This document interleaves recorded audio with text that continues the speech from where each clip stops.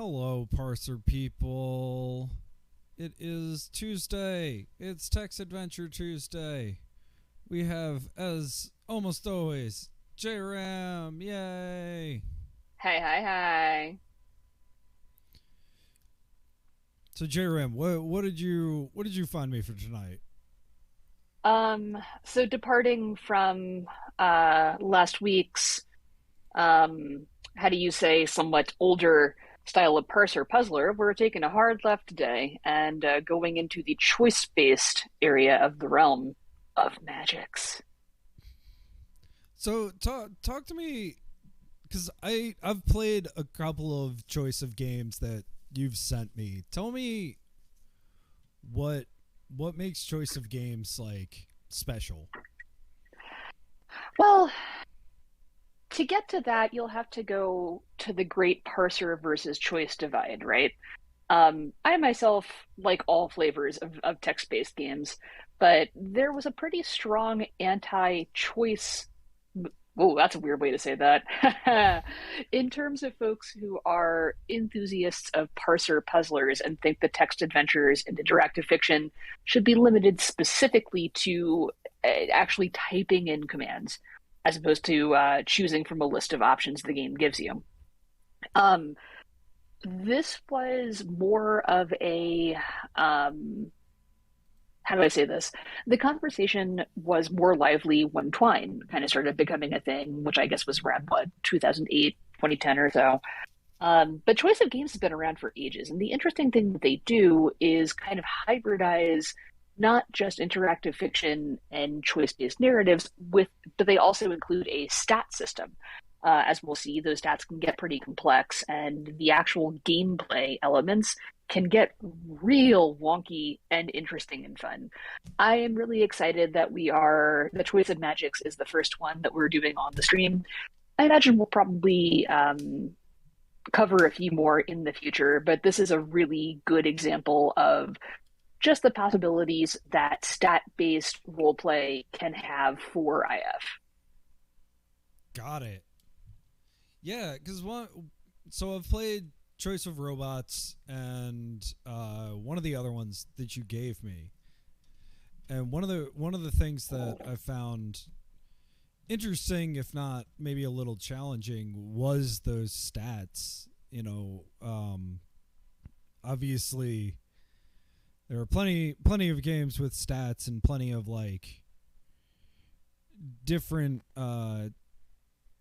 things out there where I'm right now going through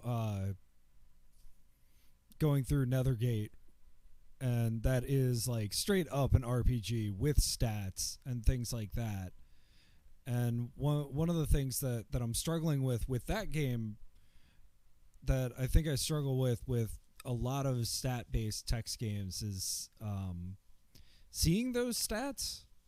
So Mm-hmm. I'm kind of curious, like seeing the results of those stats or understanding how they impact things. Granularly, yeah. Um, Emily Short just re-released B, which I'm really stoked to try again. Oh, it's so good. Um, and she was talking about how there was a lot lost in the older I don't even know what to call it, re-release of B, because you couldn't see the stats and you couldn't like make choices based off of that. Mm-hmm. So I'm interested in how that plays out in this. So let's pull up the actual game itself. Yeah, Uh, we're in for a lot of reading here, folks. This motherfucker is 500,000 words long, so nice. depending on the playthrough, obviously. One of the things that I love about it is that there is really just a multiplicity of ways that you can approach this narrative, and I think the stats are actually integrated very smoothly and in a way that feels very natural with the plot. Although I certainly do hear what you're saying about in real life, you don't really have like a stat bar counter for your relationship with someone or, how good you are at XYZ. Maybe how high you can jump. but even that. I haven't ran a combine in a while.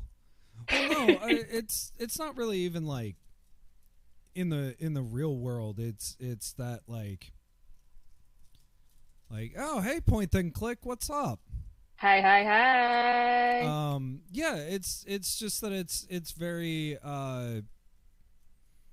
it's hard like it's hard to see those stats in action even when you know what they are and you know what they do. And I know that's something with choice of games in general where like sometimes the stats are kind of confusingly named or something like that. So I'm stoked to see Yeah, like what it is exactly. All right, let's hit next. This is hell an yeah. awesome title screen, by the way. I have no idea how it relates. Like I know It you comes in. played this, but stuffed monkey with a little tiny Drake just kind of almost annoyedly He looks looking kind at. of scared to me. Yeah, just like why are you doing this, monkey? It alludes to an extremely cute area of the plot that we'll get to at some point. But yeah, let's kick this motherfucker off. Yeah. Okay. So we have chapter 1, The Lost Academy. You push yourself out the window of an ancient classroom, clutching a musty tome of vivomancy magic, and land with a roll on the cobblestone path below. Above you, it seems to be night, and you're momentarily confused. How are you seeing stars when stars have been obscured by clouds for over 2,000 years? But then you realize the twinkling lights must be flecks of quartz in the rocky ceiling above, reflecting the light of the magical street lamps below. Those street lamps continued to shine, even when the neighbor's magic pulled this academy underground. They shone underground while above ground. Abraxas walked the earth and declared that magic was forbidden. They illuminated this ancient path of learning, while everywhere else, wizards were put to the sword. You still can't believe your luck in finding this academy before the church did. When you and Tall began following her bounty, a great burrowing worm, you had no idea it would burrow all the way to this sunken academy and its long-buried treasures. Tall slew the worm, and its final thrashes collapsed the tunnel below you. But apparently not before an inquisitor followed you inside as well. He must have been shadowing you until you got your hands on this tome of magic, whereupon he shouted that you were under arrest. And here you are, more or less. You have no idea how the Inquisitor found you in the first place. Sometimes the church has an uncanny knack for knowing things. You're not a wizard yet, but you're not sure the Inquisitor cares about this technicality. He probably wants you dead. Tal prepares to jump from the same second-floor window that you did. Her fingers move to her eye patch as if she's worried she'll misjudge the distance. She hesitates a moment too long, and the Inquisitor's crossbow bolt lodges itself in her leg. Tal grunts in pain, leaps forward with her good leg, and lands ungracefully, faltering because of the wound. "Are you all right?" you ask her. "Eh." Gritting her teeth, Tal jerks the bolt out from between the pieces of her black leather armor, ignoring the trickle of blood that results. "I'm fine, but I might have a little trouble climbing up that open window over there, which is too bad, because it seems like our best escape route." She nods to the tome in your hands. "Anything in there that can help?" "I'm certain of it," you say eagerly. You open up Prefata Vivomancia, or Introduction to Vivomancy, the tome that you managed to peruse a bit before the Inquisitor showed up. You recall the warning in the book's preface. The magic of life may have unintended consequences. Well, isn't that true of everything in life? So we have 3 choices. We can heal Tal's leg. We can sprout wings and carry Tal to a high dorm window where something's glittering. Or we can part the wooden wall of the building next to us, dash inside, and reseal the wall.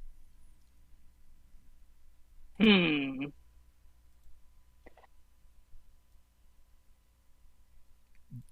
Yeah, those are 3 wildly different choices. Yeah, I will talk. We're going to get more into this, but this opening sequence is just exquisite. As you'll see as we get a little deeper into it. Pretty much every choice is genuinely meaningful in a way that will impact sort of the whole rest of the game. Not in sort of an ominous way, but each of these paths will give us different options, different narrative, storylets, different opportunities to get items, different skill sets. So, No what's pressure. your instinct? Yeah. Um, my Kind of instinct is to sprout wings. nice. That was my vote as well. It's unanimous. Let's do it. I think I can grow wings and carry you, you tell Tall. One moment. Really? Tall says, clearly surprised you could have learned to do such a thing in so short a time. But you concentrate instead on the music of nature, splaying your fingers toward the ground and willing the power of life to flow through you. The smell of pine needles fills the air as a shaft of life connects your hand to the ground. In the light, you can see tiny living motes wriggling their way towards your hand. Your hand begins to glow red, and you urge its warmth to spread up your back and behind your shoulder blades, creating an expectant tingling. You quickly flip to the page of your tome where you read about this transformation spell.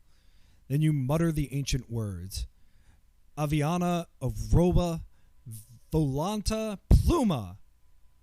And I'm going to take advantage of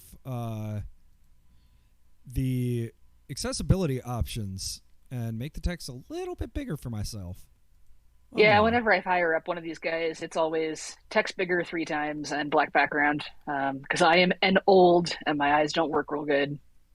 Let's see what that looks like.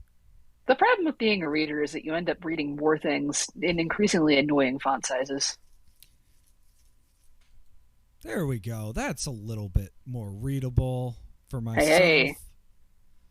Immense pain courses through your back as two giant feathery wings erupt from behind your shoulder blades.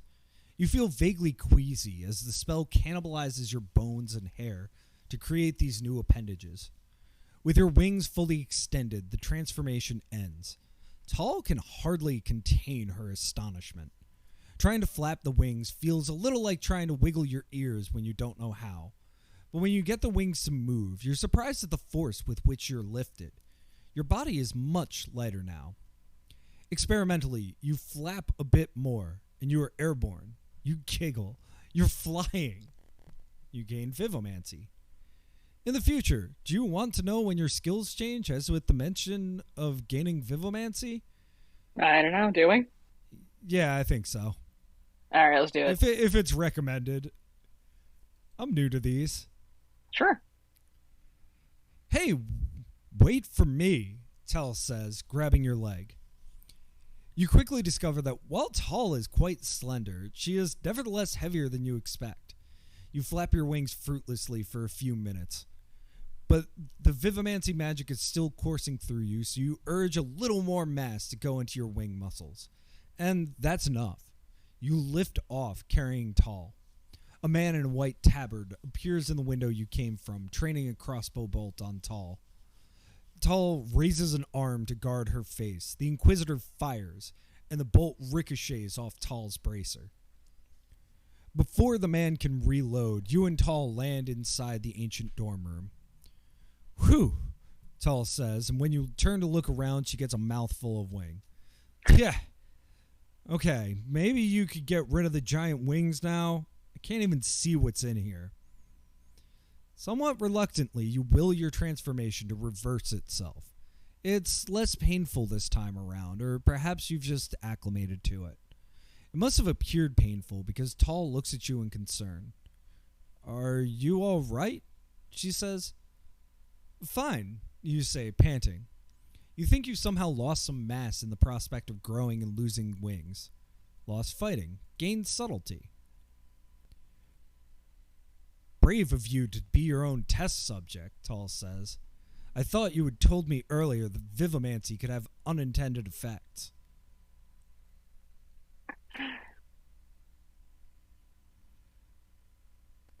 So our options I'm sure the downsides of magic have been highly exaggerated.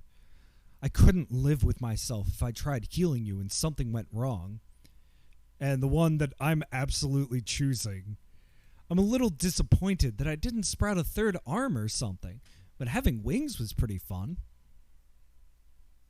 Yeah, absolutely. Yeah. The 100%. So we're gonna need to decide at some point what kind of wizard we're playing here because, as I alluded to earlier, there is a great amount of flexibility with that.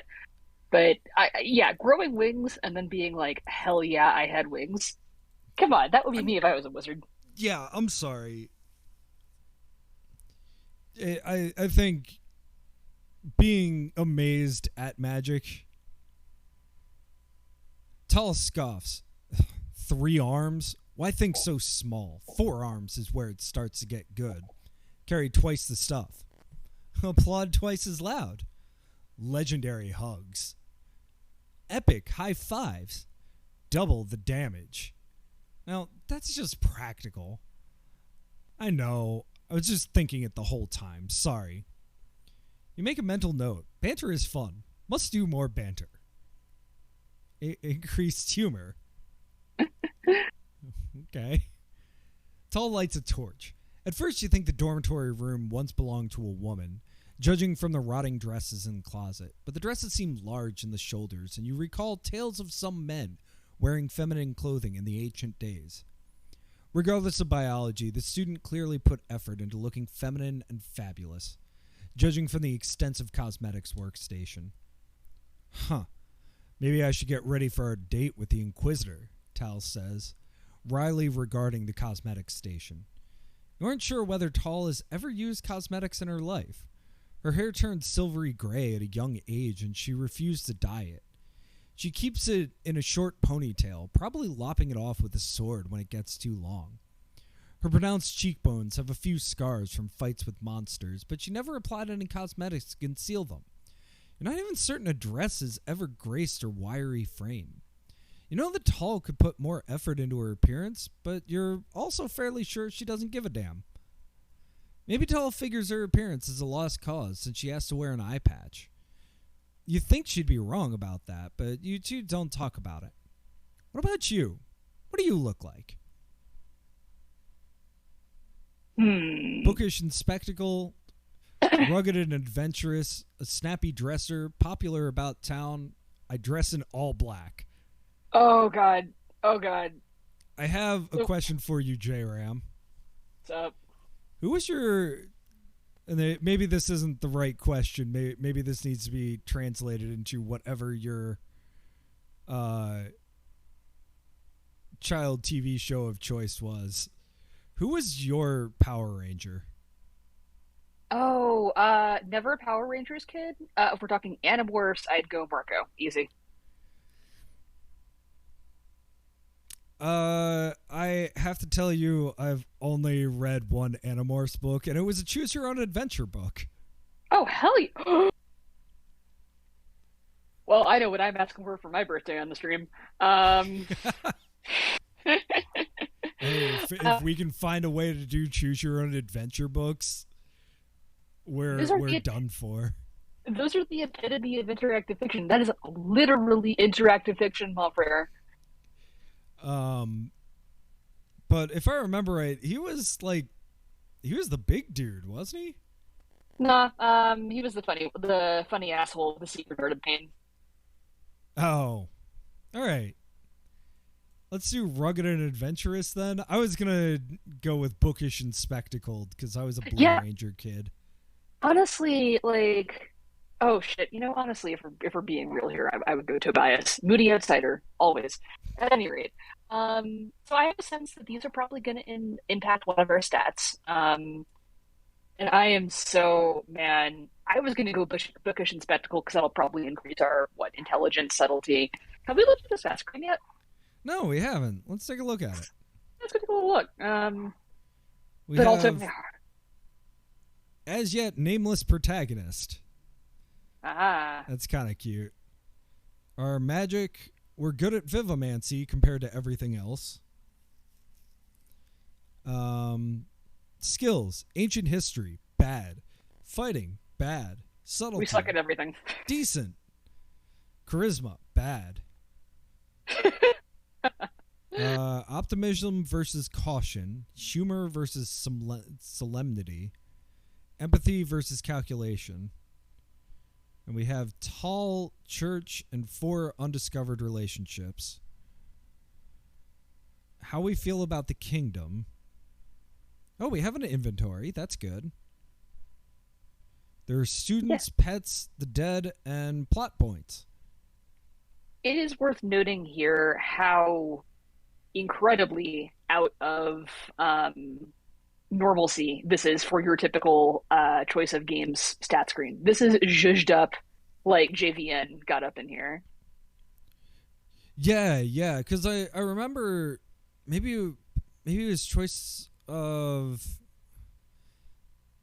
Let me check my Steam really quick to be like, which is the one that I've played a ton of. Yeah, choice of the Deathless. Oh, I love that one.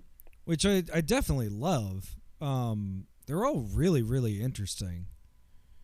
But That's absolute. There is some absolute dog shit in that catalog. And choice. If anybody from Choice of Games is listening to this, I say this with nothing but love in my heart. Adore your company. Adore everything you stand for. But oh my god, some of those hosted games are tragic.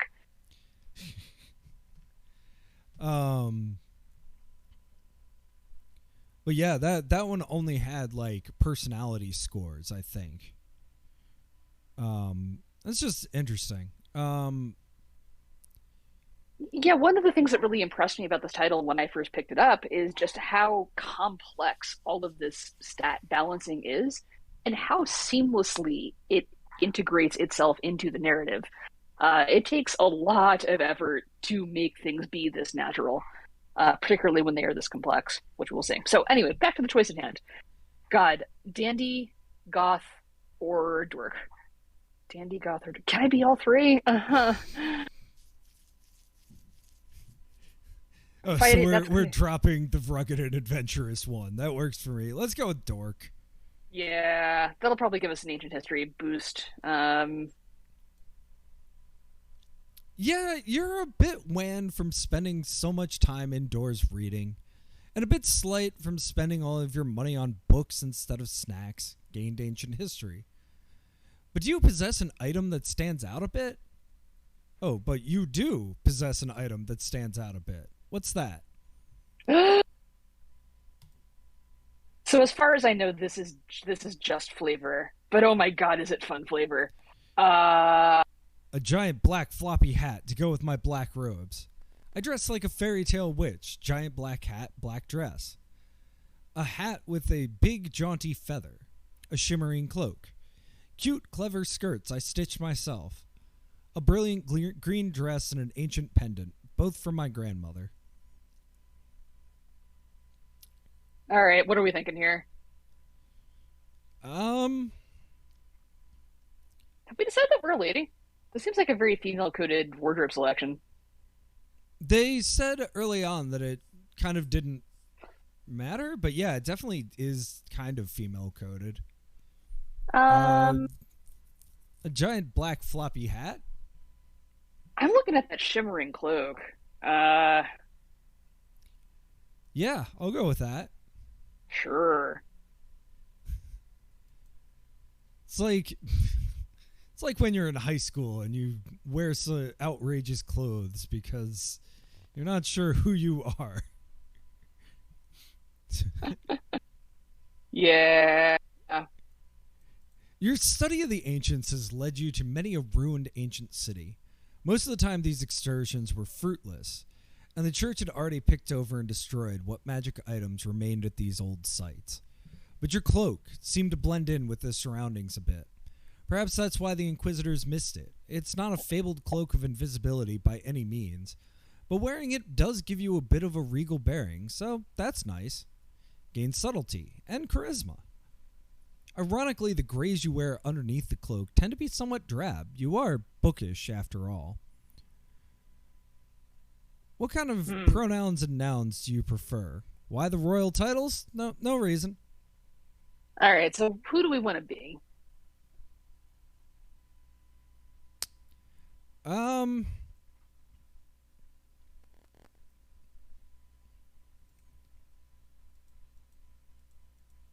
Dealer's choice. How about I go roll a d6 for us real quick? We'll Yeah, say sure. 1-2 is NB, 3-4 is dude, 5-6 is lady. Um, if I can find. Oh no, do I not have a d6 on my desk? Ugh, J-Ram. terrible. I know. What am I doing here? All right, that's over D&D Beyond. Patter, patter, patter, patter. I had this actually just. I was randomly picking students, and I was like, yeah, let me just grab a die. I must have one. I reach over, and I'm like, I could really embarrassingly, like, duck behind the camera and be like, oh, it's here on the floor, curled up around something. Or, all right, give me a few seconds. Let me pull up D&D Beyond. And they're like, what? I'll just go. Oh, all right. All right, big five, world lady. Cool. In the dormitory room, your eye is drawn to the past student's bookshelf. The first thing the church inquisitor would destroy if you were left alone in the room. You scan the unintelligible titles of the volumes until one catches your eye. Introduction to Glamour. What are you doing? Tal says from the window. He's climbing up. We should get out of here. Tal doesn't know much about magic. She doesn't know how rare this book is. You've never found even one introductory text about magic before, much less two in one day. It must be because this magic academy has never been discovered by the church. And while you could just grab the book and run, the magic of charming people may be exactly what you need right now. Give me a moment, you say. Try to delay him. Tal makes an exasperated sound, but you ignore her and quickly skim the first chapter of the book.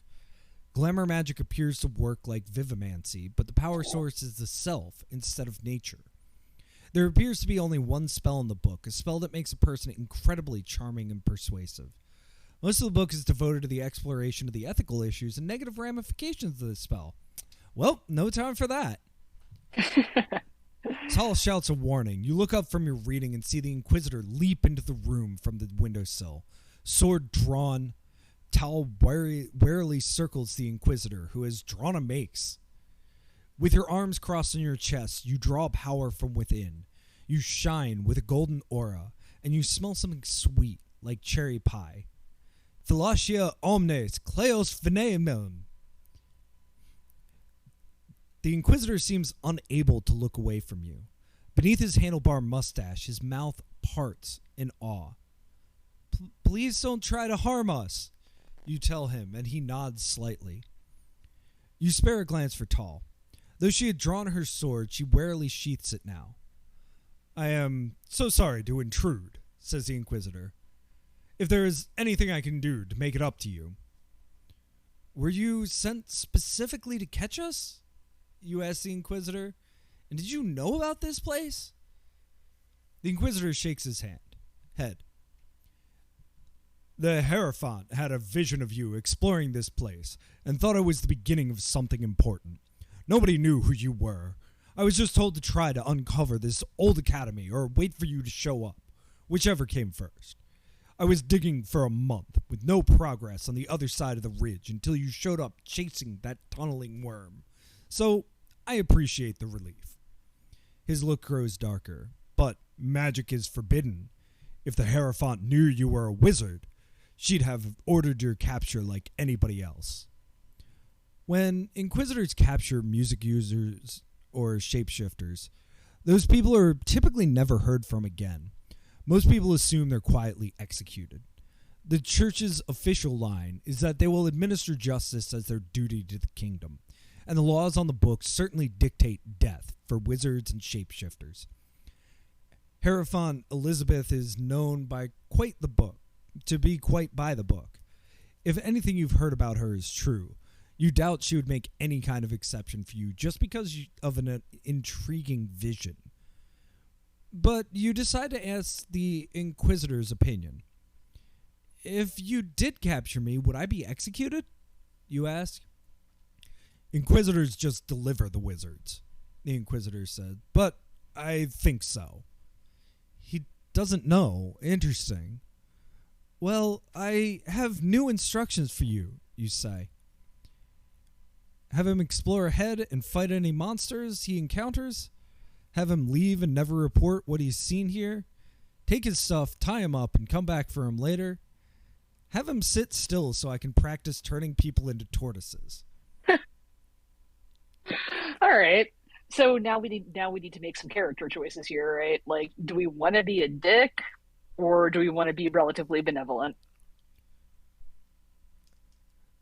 So, I definitely don't think take his stuff, tie him up. It just seems like squandering an opportunity. Yeah, we're gonna find a lot of treasure in here anyway. I think on that same squandering the opportunity, having him leave and never report what he's seen here,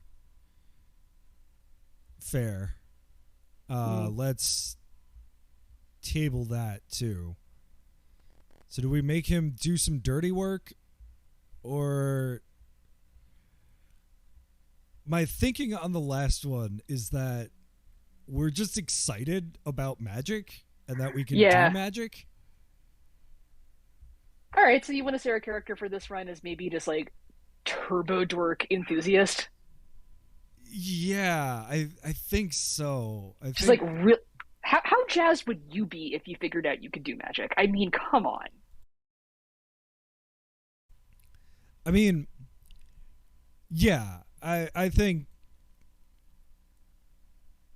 if we can turn him back from a tortoise, I think that would be ideal. We're not apparently real confident in our skills to do that. It does say practice. Okay, What so the? yeah, he looks like Dana Carvey. Achievement: Oh, slow and lovely. steady. Turn someone into a tortoise. You flip through the Vivimancy book until you see a drawing of a tortoise and then skim the instructions. Seems easy enough. Drawing life energy from the nearby rotting clothing and ancient organic makeup, you point to the Inquisitor and chant, Amorphous Malleus Factus Kellus. The Inquisitor is enveloped in a glowing yellow bands of energy, and his skin begins to turn green as his whole body shakes. He lets out a yell as he contorts into the desired form. Eep? Tullus says, slightly dismayed. The Inquisitor's clothing shreds as he becomes wide, hunches over, and sprouts a tortoise shell from his back. In a few moments, his transformation is complete. A tortoise as big as a man stands before you with a head that comes up to your chest. You suppose you didn't specify you wanted a small tortoise. Further, something about this tortoise's jaw is odd. You think the Inquisitor's yelling may have kept the spell from fully transforming his face. At least you're learning a thing or two about transformation magic from all this. Gain Vivimancy. Why? The tortoise says slowly. It talks. Great. That's for chasing us and shooting at us earlier, you tell the tortoise. Now go do something else with your life. You point to the stairs. The tortoise bows his head and meekly makes his way out of the room. It looks like it may take him a while to get there. What the fuck? What the fuck? I didn't sign up for that. Well, As she speaks to you, you notice that Hall doesn't seem quite so strongly affected by the magic as the Inquisitor. Perhaps she has a stronger will. You read something about that briefly in the book, but whether it's because the Inquisitor has been taken care of or because of the magic, Tull is smiling more now. How do you feel about this attention? I prefer women, but Tull is just a good friend now. I prefer men, thanks. I don't have romantic feelings of any kind, as Tull knows. I'm open to romance with anyone, but Tull is just a good friend right now. I don't ever want to have sex, but going on dates is another matter.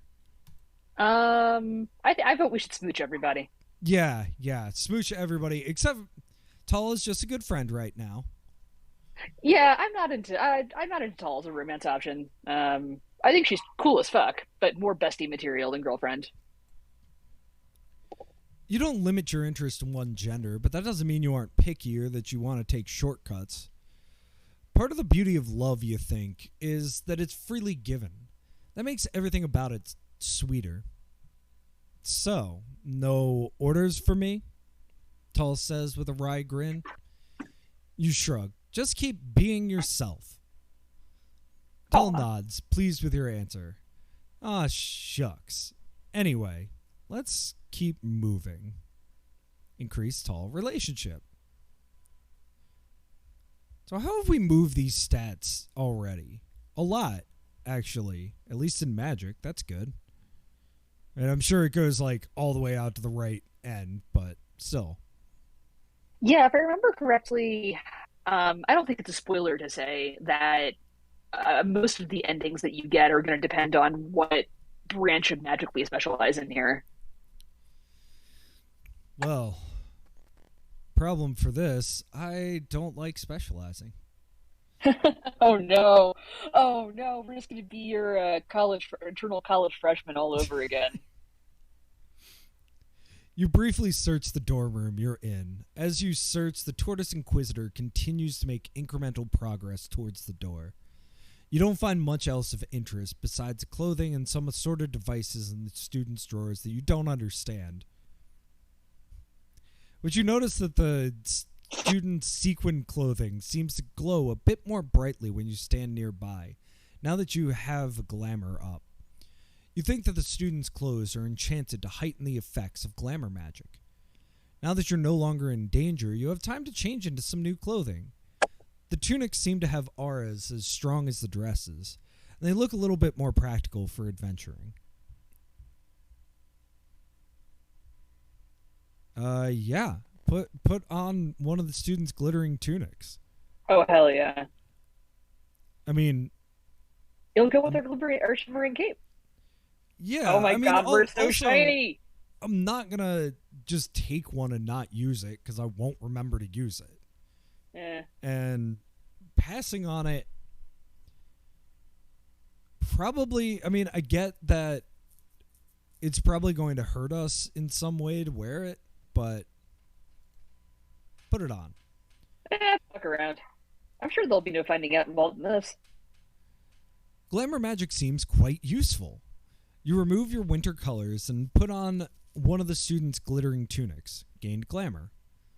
That's pretty fabulous, Tall has to admit. Thanks.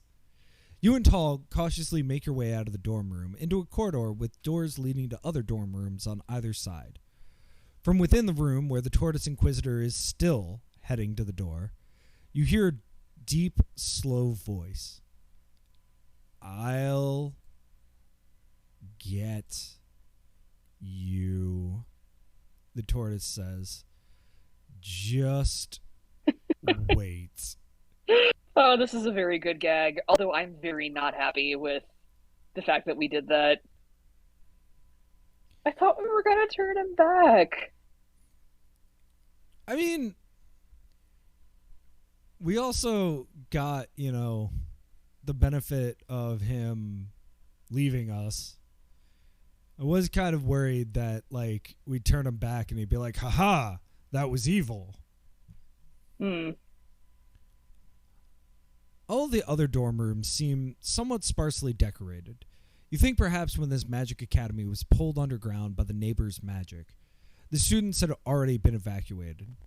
2,000 years ago, this academy must have been very close to the eastern front of the Great War, and a likely target for the neighbors' conquest. As you're exploring, your glamour dissipates. You feel a wrenching pain in your stomach. This must be the fabled rot that comes with glamour magic. Are you okay? Tall asks, putting a hand on your shoulder. Yeah, fine, you say. I just probably shouldn't use that magic too much. It can kill if it's overused. Ick, Tall says in sympathy. The pain passes. I'm fine now, you say. Let's keep exploring. Most of the students' dorm rooms have little of interest. Their textbooks too advanced or abstract for you to make much sense of. But you hit the jackpot in one of the rooms at the end of the corridor. The room you find contains a wardrobe filled with black robes and dresses, a jewelry box full of silver, skull-shaped earrings, a Hell table yeah. devoted to some kind of war game involving miniature pewter airships, dragons, and wizards, forever paused mid-game. And most importantly, a tome called Nihilus Magia Practic, or Practical Negation Magic. Jackpot! You exclaim to Tall, who is examining the student's skull-themed jewelry. You show her you're fine, and she wrinkles her nose at you. Really? Tall says. Don't we have enough clouds of doom still blowing around the countryside? I thought you'd be more excited, you say. Think about the monsters. They don't stand a chance. Yeah, but neither do the shepherds who get caught in those death clouds blowing across the plains, Tall says. Try not to destroy the world like the ancients did, okay? She puts on the silver skull necklace in her hands. And if the dark sun starts telling you to do things, it's a ball of energy. It can't talk. Please don't listen.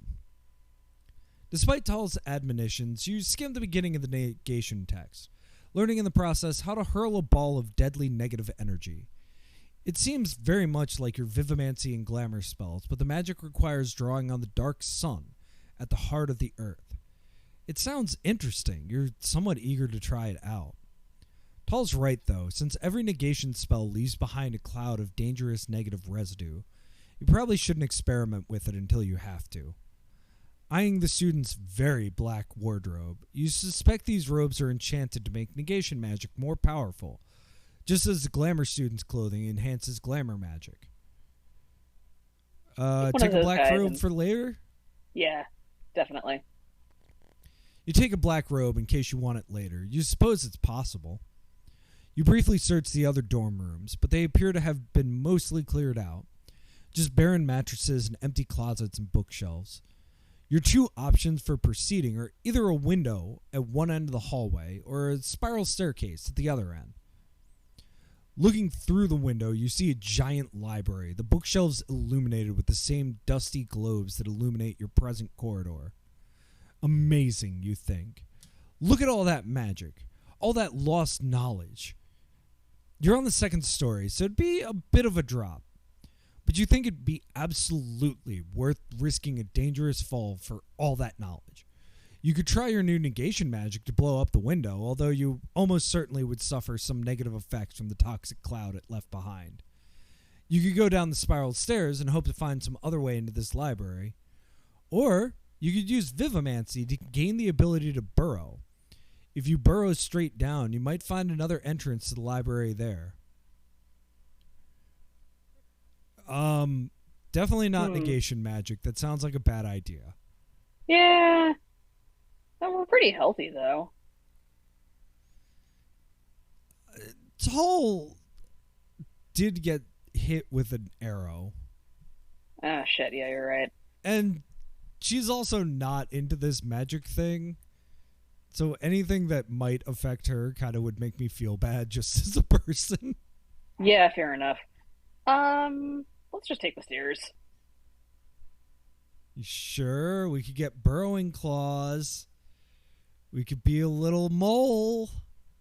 We already had what? So, again, I hope this isn't too spoilery.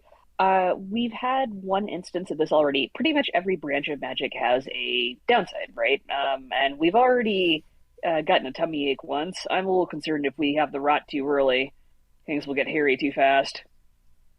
Okay. I guess. Let's take the stairs. You You see no reason to risk the unexpected side effects of magic when they can be avoided. You head for the spiral staircase and descend. Increase caution. Looking down the corridor ahead of you, you're surprised to see a six-legged black horse of the kind called a nightmare. It gives a startled whinny that causes it to breathe a gout of flame, and it turns towards you. You have no idea how this monster could have gotten down here. Its kind must have been breeding in this sunken academy for 2,000 years. The ancients once rode them as steeds, luxury mounts for nobles who had the time to travel by land instead of airship. Their fire breathing was once a gentle flame that gave natural light at night, an ability that somehow got out of control over generations. The last time a wild one came near your town of Akraton, 3 houses burned down. On the right side of the corridor are doors that probably lead to more dorm rooms. On the left side is some kind of stable with black horse legs peeking out beneath the stall doors. What magic fed so many generations of nightmares, you wonder? At the far end of the corridor, past the nightmare, is a door with an engraved plaque above it that reads Bibla Voltus. The nightmare lowers its head and tenses, as if about to charge.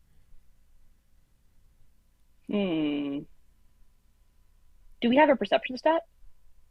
I don't believe we do. I don't think we can make a perception check, JRM. Shit. I don't know. What are you thinking? I'm not okay with this negation magic. It sounds really dangerous. I mean, I'm sure we'll be fine. It's the first chapter. Way more dangerous than, oh, you got a tummy ache, or, hey, your body changes in horrible ways. Both of those seem like pretty normal things. All right, so shall we make a metaphorical perception check then? Yeah, let's search the dorm rooms. Not wanting to stick around to find out just how tough this nightmare is, you duck into a nearby dorm room.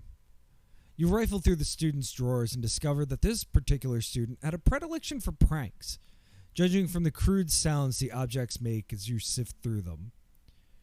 The nightmare noses the door open, but Tall slams it shut and holds it. Try to hurry, she says. You ignore the rubber cockatrice, the strange canister that just emits colorful sticky stuff at the press of a button, and the fake mustache until you find a ring that does exactly what you want. Slipping it on makes your skin and clothing adopt the color and texture of nearby surfaces. Gain subtlety. Okay, I have said much about how impressed I am with this game's variety of choices, but also, what the fuck, how are we not grabbing the magic joke stuff? Are you kidding me? Are you kidding me? What game? The last game we played, JRM, you were upset that there was a bunch of useless inventory. I want a rubber cockatrice. Kevin Gold, if you're listening to this, sequel, now. I mean, to be fair, though, we've had goofy jokes. We've had a fart joke. We had what I clearly read, and maybe that's just me, as a sex joke. I like this, like, not tonal whiplash, but just, like, ability to inject levity because this seems like a very serious story. To be like, oh, yeah, there's a rubber cockatrice and a strange canister that just emits colorful sticky stuff and a fake mustache. Yeah, the humor stat does some interesting things, which we will discover as we get more into the game. Oh, right, there is a humor stat. Interesting.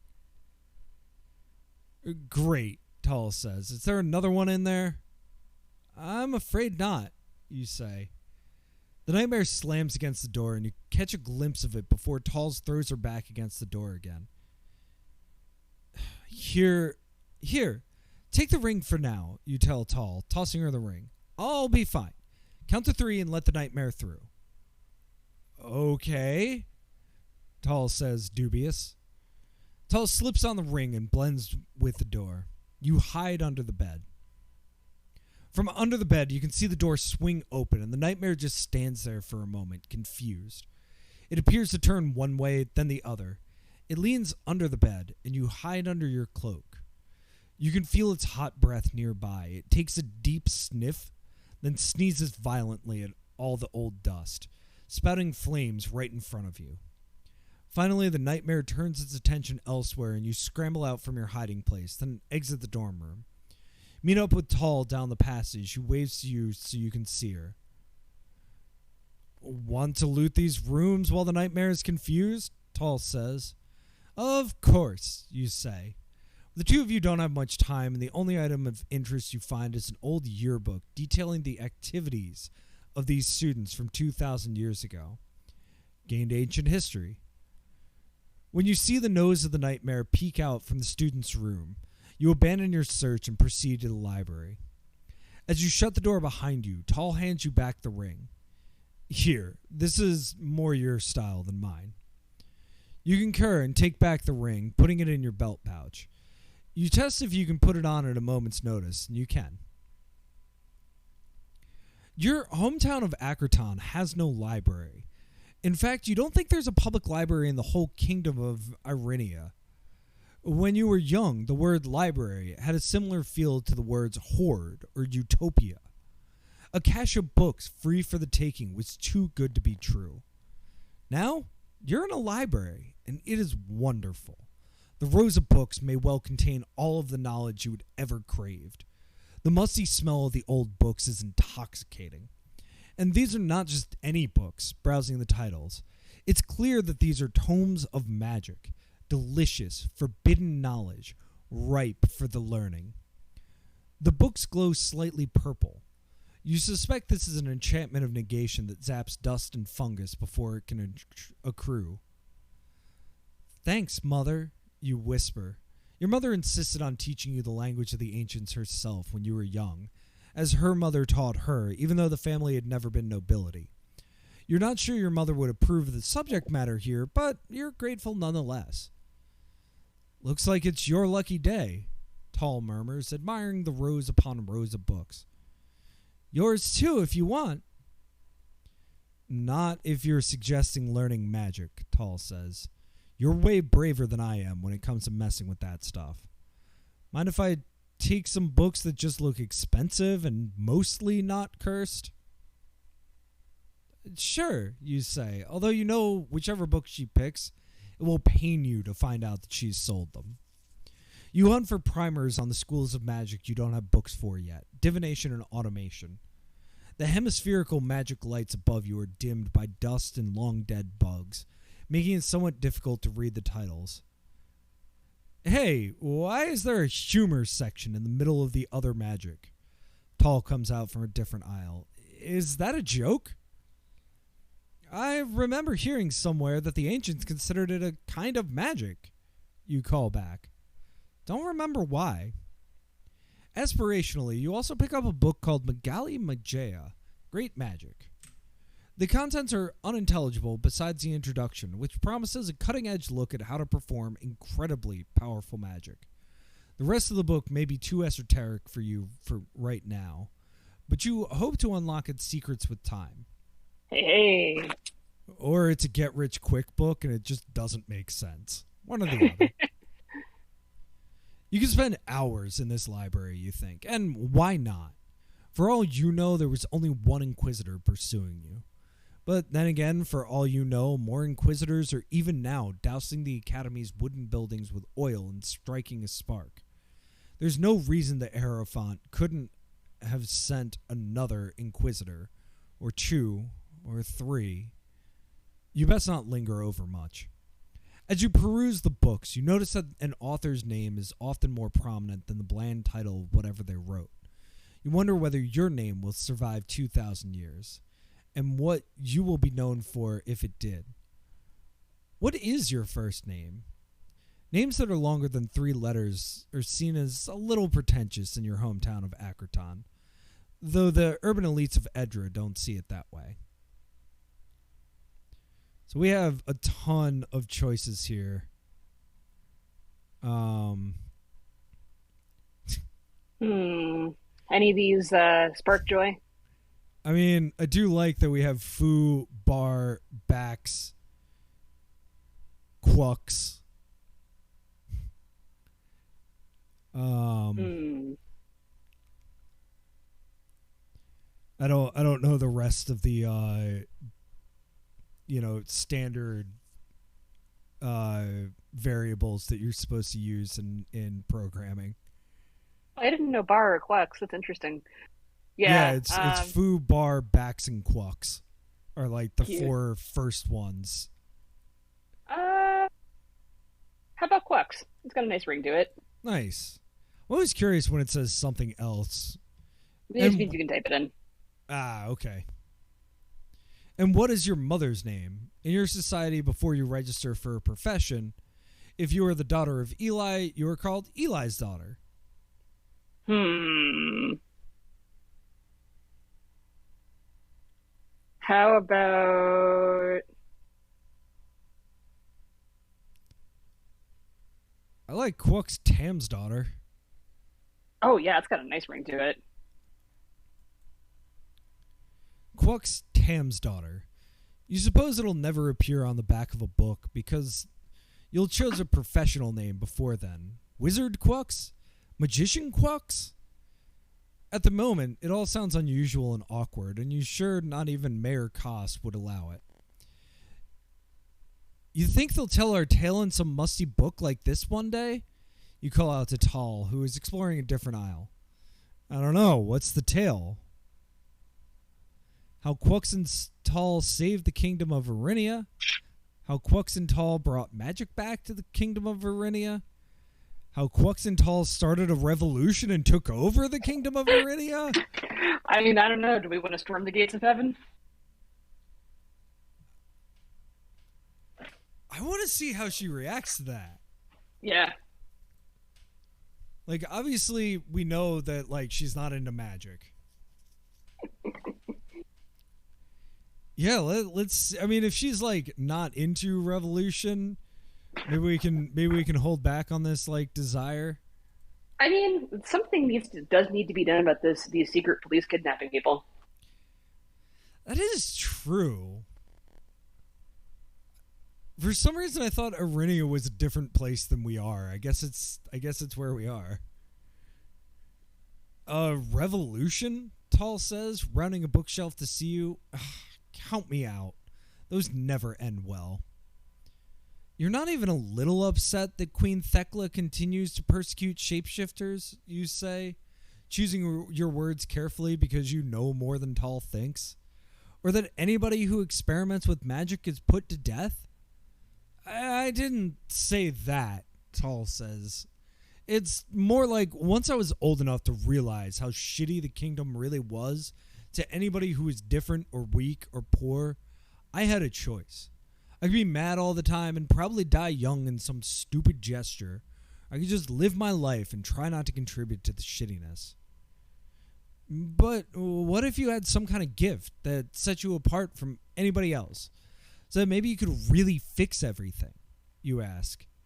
Tall grimaces. I don't know. The Hierophant supposedly got a message from Abraxas himself, and it's not like the kingdom changed dramatically once she gained power all those years ago. This kingdom hasn't changed much in 2,000 years. I'd be foolish to think I'd be the one to do it. The conversation creates an awkward silence between you and Tall. You'd expected her to be more enthusiastic about a revolution. Trying to diffuse the tension, Tall unwraps her purple stuffed monkey Noodles from around her waist. I'll join the revolution, Tall says in her Noodles voice, pumping a fist for Noodles. What's the pay, and can I have it in bananas? I think Tall's right, Noodles. If there's going to be a revolution, it can't be that kind of revolution. Not the kind where you get paid in bananas, says Noodles Tall, drooping more with every word. Then Tall makes Noodles suddenly glare at you. Time for the counter-revolution! Tall makes Noodles deliver a flurry of blows with his floppy arms, and you laugh despite yourself. Sometimes Tall can be pretty silly. Increased humor, increased caution.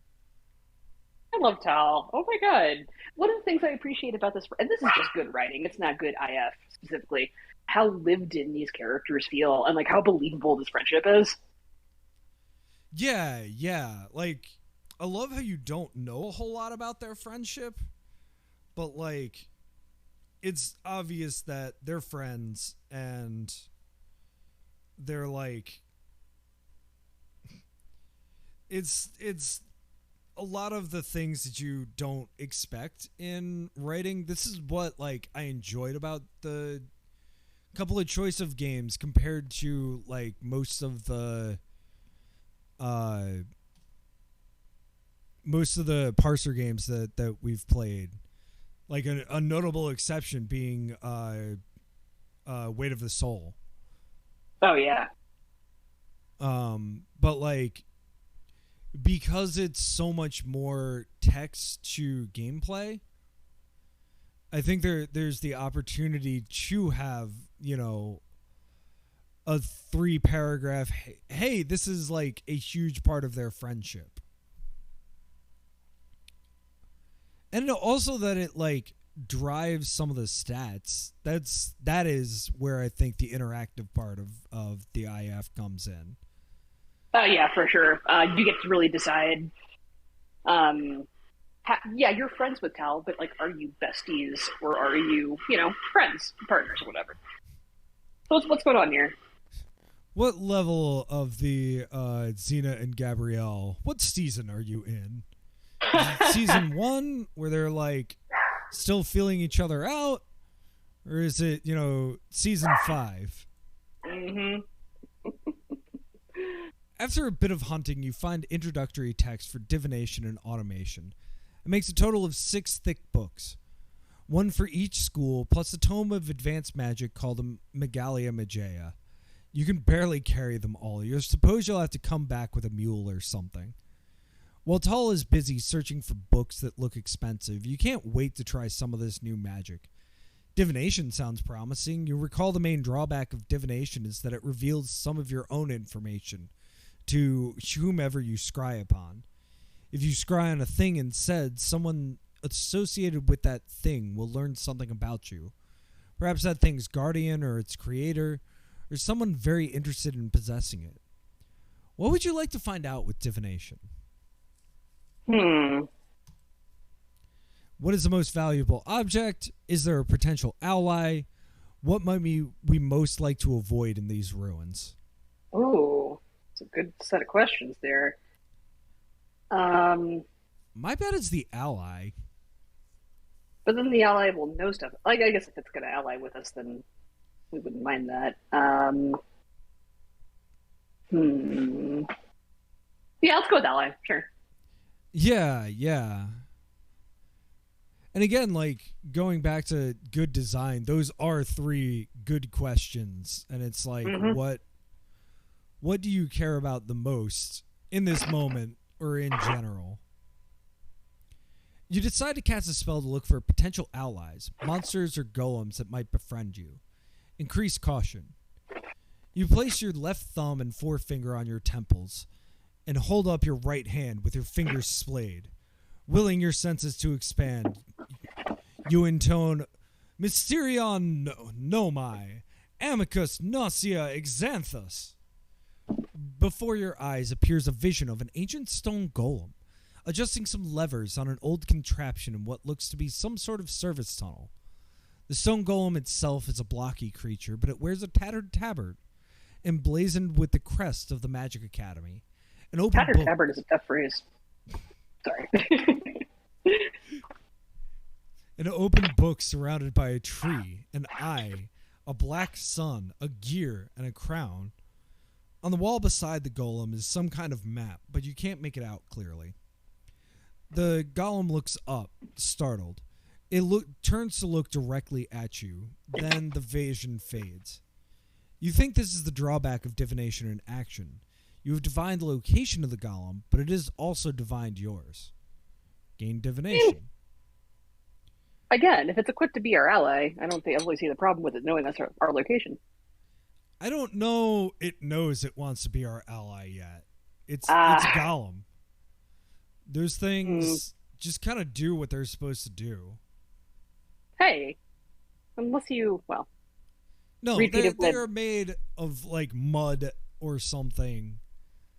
Like going all the way back, they're created for a purpose and they do their purpose. No, you're totally right. I actually just reread Feet of Clay by the inimitable Terry Pratchett. which is a very good book and takes on the emancipation of golems as a labor issue. Do recommend. I've got to get into Terry Pratchett. I've read a couple of his books. He's so unbelievably good, dude. Skip the openers. Like people will say publication order, those people are wrong. Start with guards. It takes a few books for him to get the kinks out. Yeah, I mean, I think that's why, because I've always been like a publication order kind of person.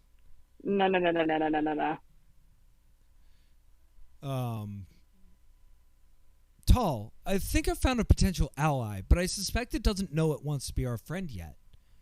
You say, are you done? Sure. Tall says, returning to you with a backpack that is now bulging with heavy books. You return to the section on automation magic and pick up a readable-looking tome on golem commands and protocols. Gained automation. Then you head for the exit to the library, a set of double doors that each bear the same set of symbols you saw on the golem's livery. You and Tall emerge from the library's main entrance into another quadrangle, with false stars twinkling above. Where the last quadrangle appeared residential, this one seems administrative, with colonnades and porticos in the classical style. The tall wooden buildings were shaped by vivimancy and painted to resemble marble. Fancy in taste, cheap in budget, you've heard the university in the capital is the same way. So, why don't you just cast all the divinations you want? Tall asks. It's just mentally exhausting, you say. Casting one leaves you unable to concentrate on the next. You need time to recover. And then, of course, there's the fact that it tends to give someone else information about you in return. I suppose there are plenty of things I'd rather not know, Tall says. You flinch a little at that. In fact, there's one secret that you've always kept from Tall that would make you afraid of ever casting a divination on her, lest she learn that secret from you. What is it? Oh. It was my fault that Tall lost her eye. It was my fault Tall lost her father. I reported Tall to Mayor Koss. All right, so first things first, we're definitely not a fucking snitch. Okay. I or father, your choice. I'm going to say her father. It's not been mentioned at all. And, like, I can imagine... Yeah, her father. I was actually going to say I reported Tall to Mayor Koss, because I could see us being a goody two-shoes, not understanding everything. What's her name? Quux? Quux is that not that much of a fucking weenie. Fair. All right, yeah, it's my fault that Tall lost her father. It was one of your earliest memories. You were playing at Tall's house, and Tall's father was there on the couch. You don't remember him being there much. You think he was always out fighting monsters in the countryside. You must have been 4, maybe younger? It was just you and Tall and him. You and Tall playing with blocks, and him waiting for something? Maybe he was waiting for something. He only seemed half interested in the two of you. And then some whim struck him. He got your attention and made his ears really big. They grew to the size of dinner plates. You giggled. Dad, Tall said. You didn't understand then why she was worried. He just winked at you. Then he made his arm grow long to grab a growler of beer from the dining table. Dad, Tall said again. Tall's father just winked at you. You were very, very young, slightly younger than Hall, and didn't say anything. He probably thought you couldn't, that you would forget all about it. That you'd never realize he was a shapeshifter, a race reviled ever since the Great War with the neighbors, when they were engineered by the neighbors to be assassins. But a few years later, when you learned how shapeshifters were treated, when you kicked a ball onto a market awning and Tall's father happened to be nearby, along with a crowd of just other market patrons standing around, you said to Tall's father, just make your arms grow long again. Did Tall's father turn pale? You wouldn't have noticed. But he did say, did you have a strange dream, Quux? That just provokes a 6-year-old. No, I saw you. And you made your ears big. I saw you. Tall's father was found dead the next day, stabbed in the back and left in an alley. And you never told Tall that you were the one who revealed her father was a shapeshifter. The memory of the silly old shapeshifter has often given you a solemn moment at times that might otherwise feel cheerful. Increase solemnity. Well, shit. So we're not intentionally a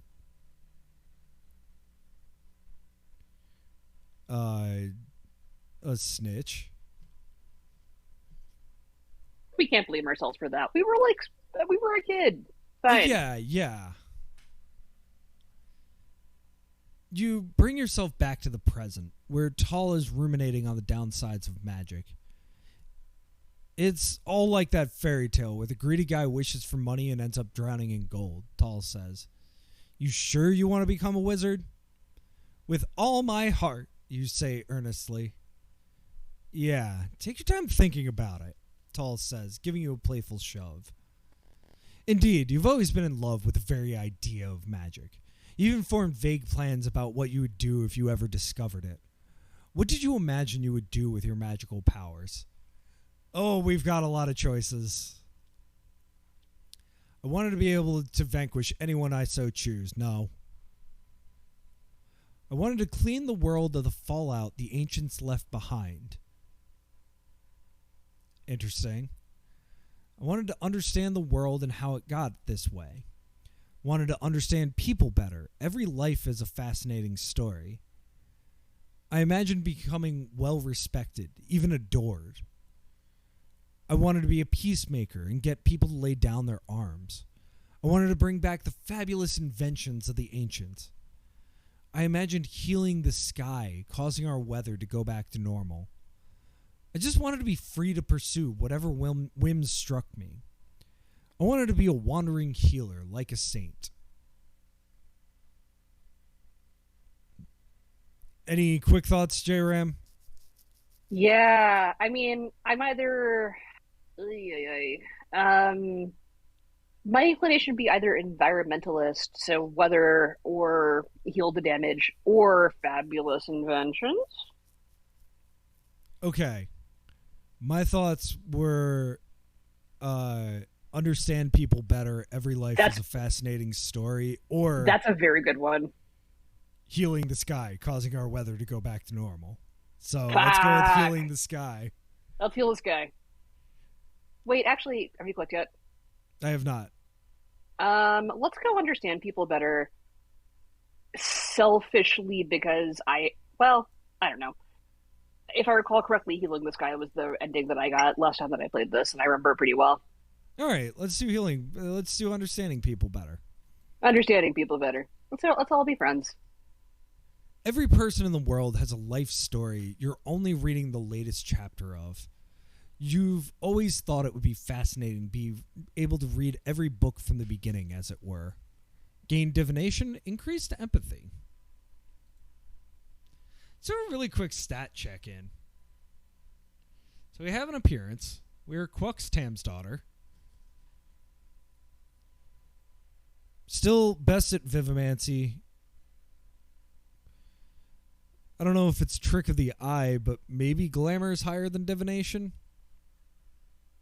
They look pretty neck and neck to me. Okay. But also, Ancient history, decent. Subtlety, good. Charisma, nice. Decent. Fighting, bad. Well, that's what we got Tam for. Yeah. Okay, cool. I was worried with all the caution that we were going against humor. So cool. We have slightly cautious, slightly humorous, slightly empathetic. I like that. That's good to me. Yeah, it's really early in the game. We'll have lots and lots of opportunity to transfer those to change those bars. And cool. Methodically exploring the ruins, you head clockwise around the quadrangle to the next building. A tall, wide tower that looks as though it has some kind of crow's nest jutting above the crenellations on top. You pass through a column portico and open a pair of heavy bronze double doors. When you open the doors, you find the golem that you scried upon earlier, standing in the middle of the great dining hall with long, dusty tables. The stone golem, 8 feet tall and wearing the livery of the academy, appears to have just emerged from a door on the opposite side. On seeing you, it booms in the dialects of the ancients. Visitori non legitimus, egress or au thanatize vous. Leave or just die, basically. Yikes. Translate for Tall. I was getting that, Tall says. If you incapacitate the golem, you could probably find a way to reprogram it to serve you. You scan the room for anything worthwhile to use against the golem.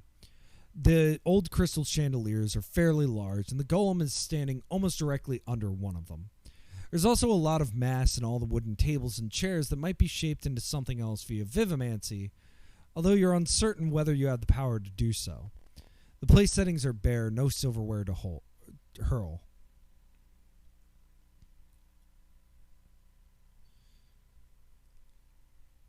Well, we're pretty strong in glamour right now. Yeah, that's what I'm thinking. Yeah. I mean, it's a golem. Is it... You know what? No. We're pretty strong in glamour. I think just convincing it is fine. Yeah. Tell And me we're XP a pretty good damned. fast talker. I would imagine that subtlety is probably the art of words, right? So we're probably pretty well equipped in both of those stats. Yeah, like stealth, words. Gained a golem servant.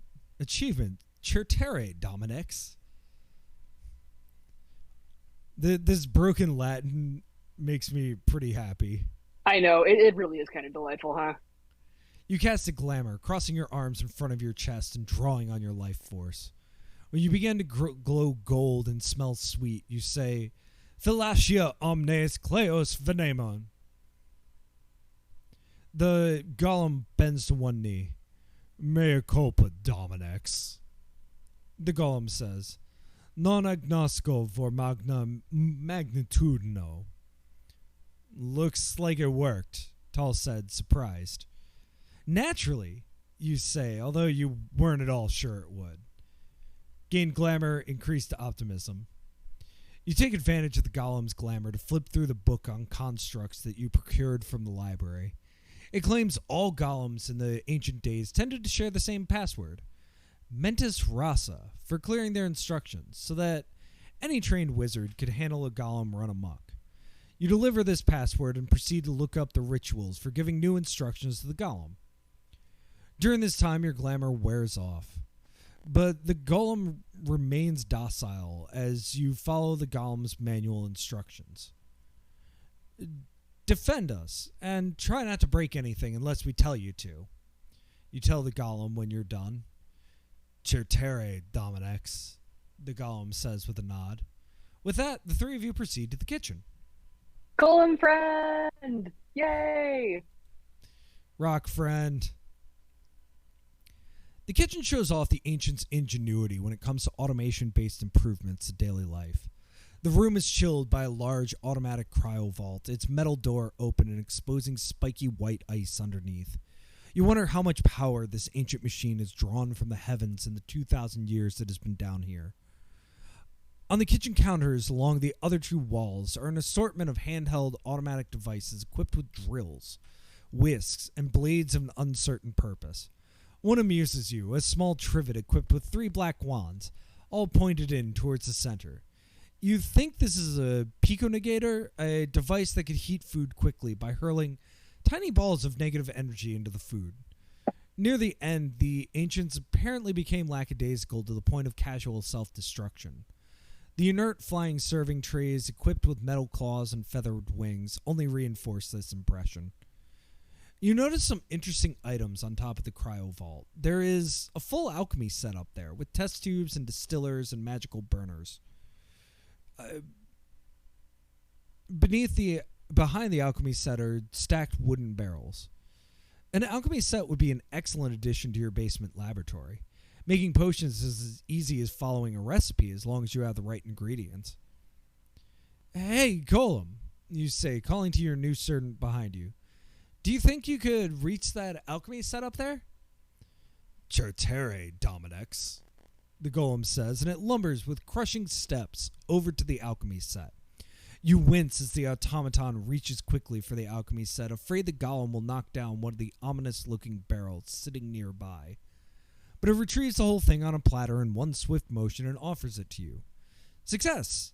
You have an alchemy set, and someone to carry it for you, too. This day is just getting better. Just hold on to that for me, please. Certere, Dominex. While you're thinking about it, you also pillage the most useful-looking parts from the kitchen tools and automatic serving trays, and throw them onto the golem's platter as well. Gained automation. Looking for more places to explore, you find a trap door near the oven. You throw it open to reveal stairs leading down. This must lead to where I saw our golem friend in my vision, you say. Nice to know he's polite enough to close doors behind him, Tall says. I think I saw a map on the wall in the golem's room. Let's head there and plan our explorations from there. You look to your golem. Lead the way, if you please.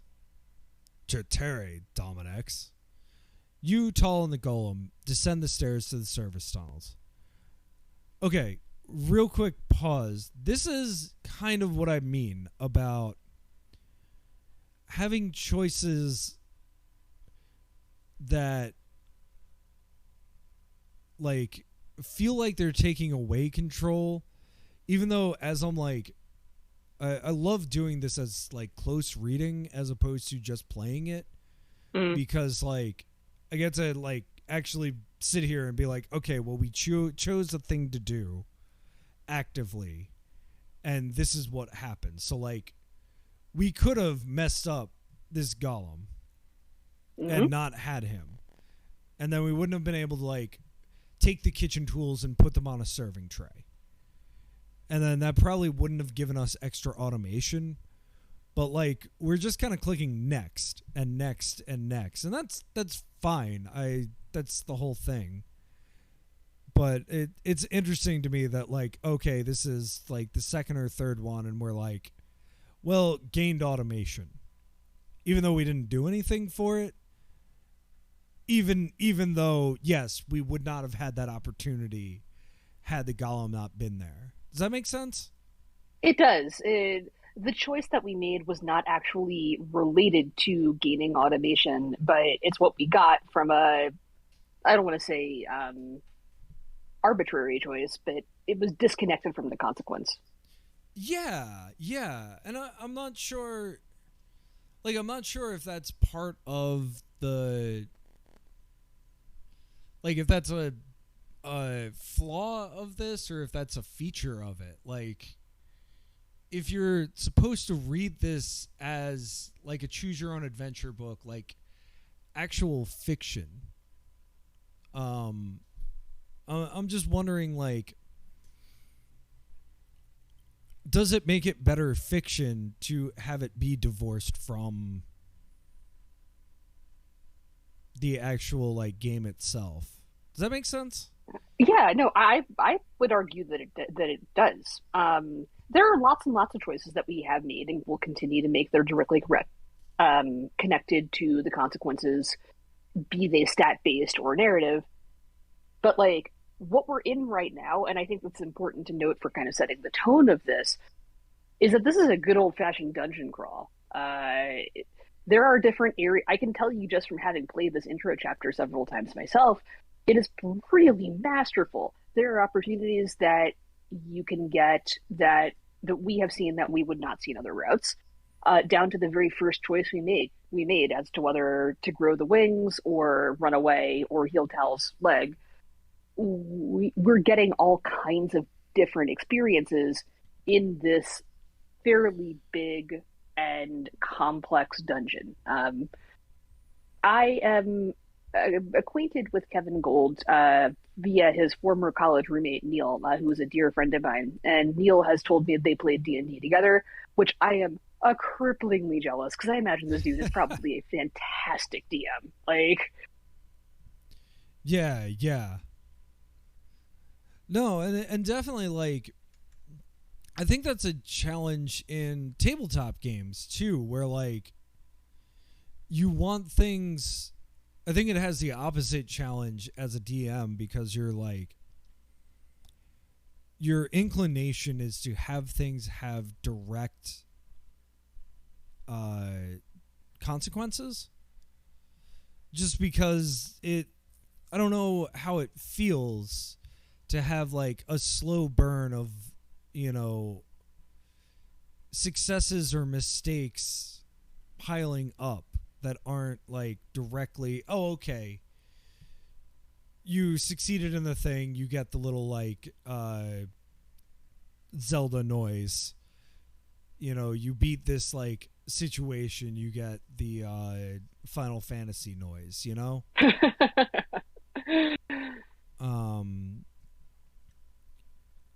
and like that's something that I'm kind of struggling with and in general I think is one of the big differences between Western computer RPGs and Japanese computer RPGs, just mhm. because I've been watching NK, who is a really cool streamer, play through Final Fantasy 1 on the Oh boy. MSX. And yeah, Final Fantasy has never been my thing. But I'm like, okay, well, like, chat is blowing up and like talking about optimal strategies and what kind of bugs there are between the NES, the Sega, and the MSX versions. Just wild things. Okay, what is it about this? And like one of the things that I noticed is that compared to say like, and it's a little later, but like Fallout, you have these moments in Fallout where like you're doing something and it doesn't necessarily have a obvious effect. Like you just get different dialogue or something. And I think that's Hmm. that's in strong difference compared to like, okay, well you have this person in your party and therefore I don't know. Um it's just interesting.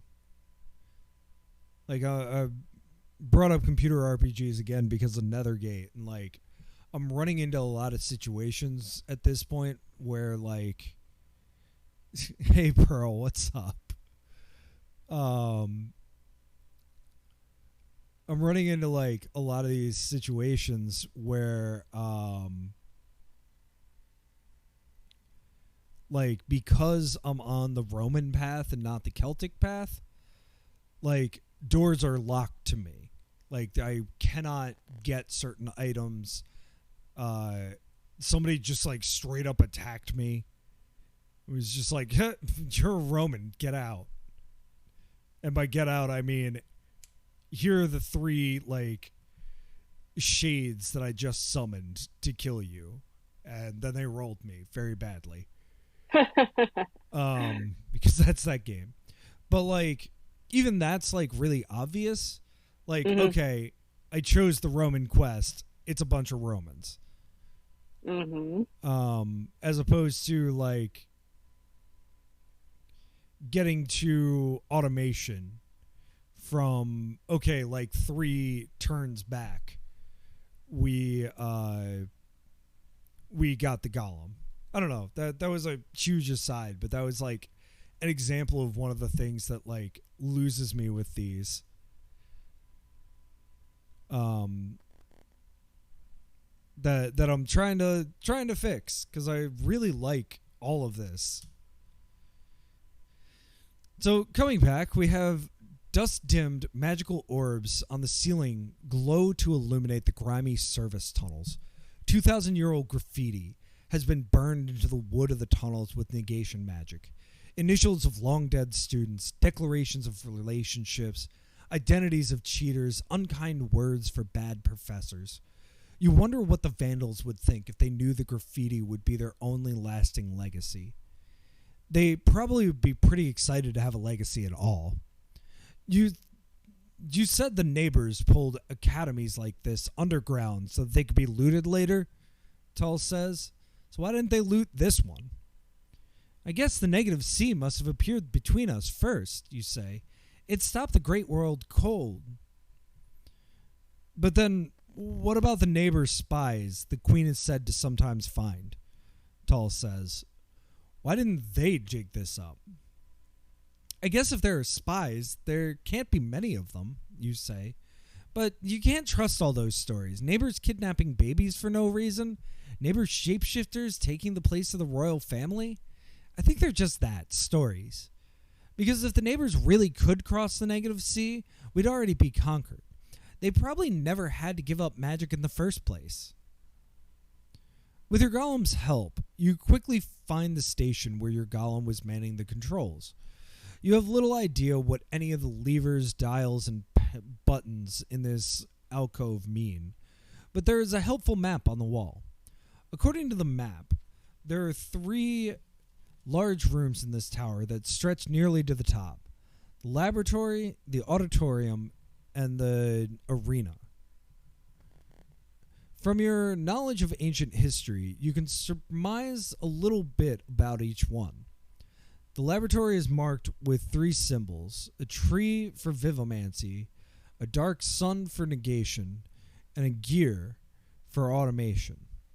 The magical laboratories of the ancients typically specialized in one school of magic, but this one apparently combined 3. The auditorium would have been a place for school plays, with the actors' glamour enhanced to make the performance more exciting. The arena would have been a place for Harpiabia, or Harpy Ball. The ancients had a conflicted attitude about the place of violence in sport, which they resolved by having monsters play for them, manipulated by magicians on the sidelines. Perhaps if you went there, you would find something left behind by those sideline magicians. But you'd almost certainly find harpies, too. You look to Tull. What do you think? Tull shakes her head. It's your call. You and the golem know pretty much more about the ancients than I do. Gollum, do you have any opinion about which of these paths would be best? You ask your new servant.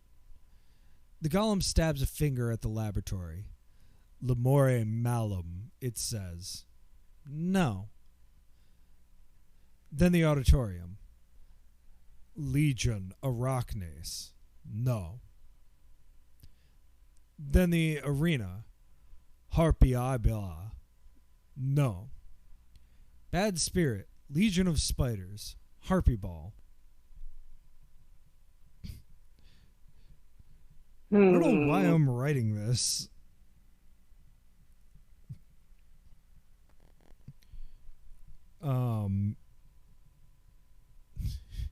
It's just so used to text adventures. Could you elaborate, you say? The golem looks at you as if you're the dense one. It circles all 3 rooms with its hand. No. It seems any of the 3 paths would be equally good for getting to the roof area, not counting their unknown dangers. Okay. So, I vote no Legion of Spiders. Okay. It sounds like the Harpy Ball arena might have some cool stuff in it, but if we go see the Bad Spirit, maybe we can talk to it? I'm always down for talking to a ghost. Yeah,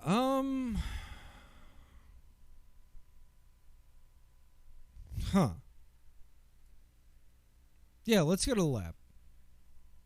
All right, let's do it.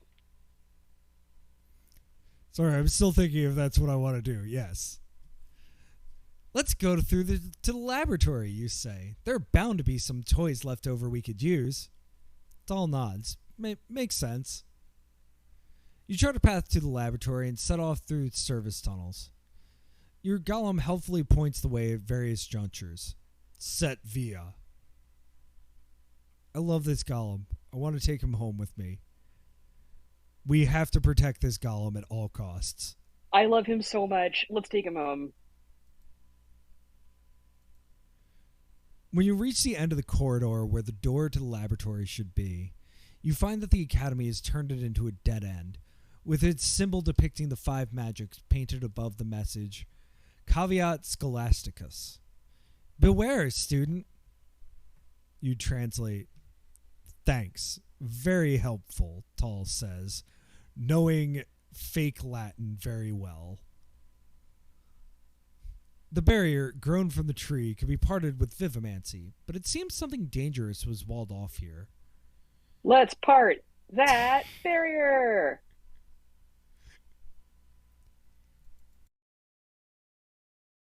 I love how you're like, no question, let's part the barrier. And I'm like, well, we have other options. I mean, I don't know. Sell me on them. You cast a Vivimancy spell, and the light swarming with tiny living motes streams between your hands and the barrier. You smell sweet resin, halfway between maple and pine, as you force the wood to part along its vein. Gain Vivimancy. The act of parting the wood leaves you physically exhausted. Lost temporary fighting. We're not good at fighting anyway. Yeah, no, we're just a turbo dork here. Arms like noodles. I'm sorry, but we could just cast Vivimancy to make them not noodles. Especially now. We've got to have tons of it.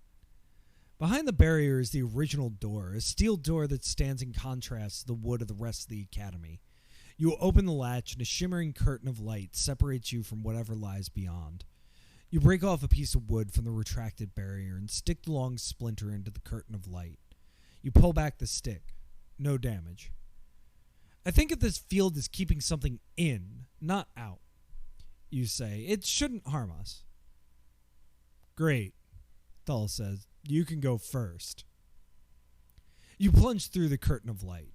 A polished metal cylinder stands in the center of a tall room, the walls of which have been covered with equations burnt into the white paint. In the center of the cylinder is a skeleton reclining on a leather chair, sealed behind closed glass doors. The metal cylinder is covered in automation runes, as well as some symbols you have seen in Vivimancy and negation tomes. It seems clear that whatever the cylinder is intended to do, it was the subject's final experiment. A metal scaffolding surrounds the cylinder with ladders leading up to different landings. On each landing of the scaffolding are piles of automation-related metal parts and tools, some still in good condition. On the landing 5 floors up is a door out. Well, Tal begins to say, and she gives a start as her voice echoes through the chamber. Well, I don't see... A specter made of writhing negative energy bursts through the cylinder, its glowing blue eyes trained on you. The roiling darkness coalesces into a skull around the blue eyes, and its jaw opens to admit an excited screech that reverberates through the chamber, causing Tal to put a finger to one ear. The chamber turns cold as the specter draws near.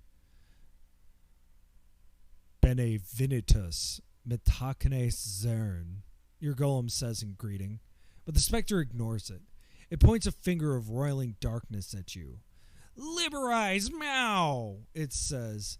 Liberize Mao, o to au manja vob numa. Free me or I'll eat your soul. Well, that sounds bad. We can cast a glamour to try and befriend it. We can quickly cast a spell to dissipate negative energy.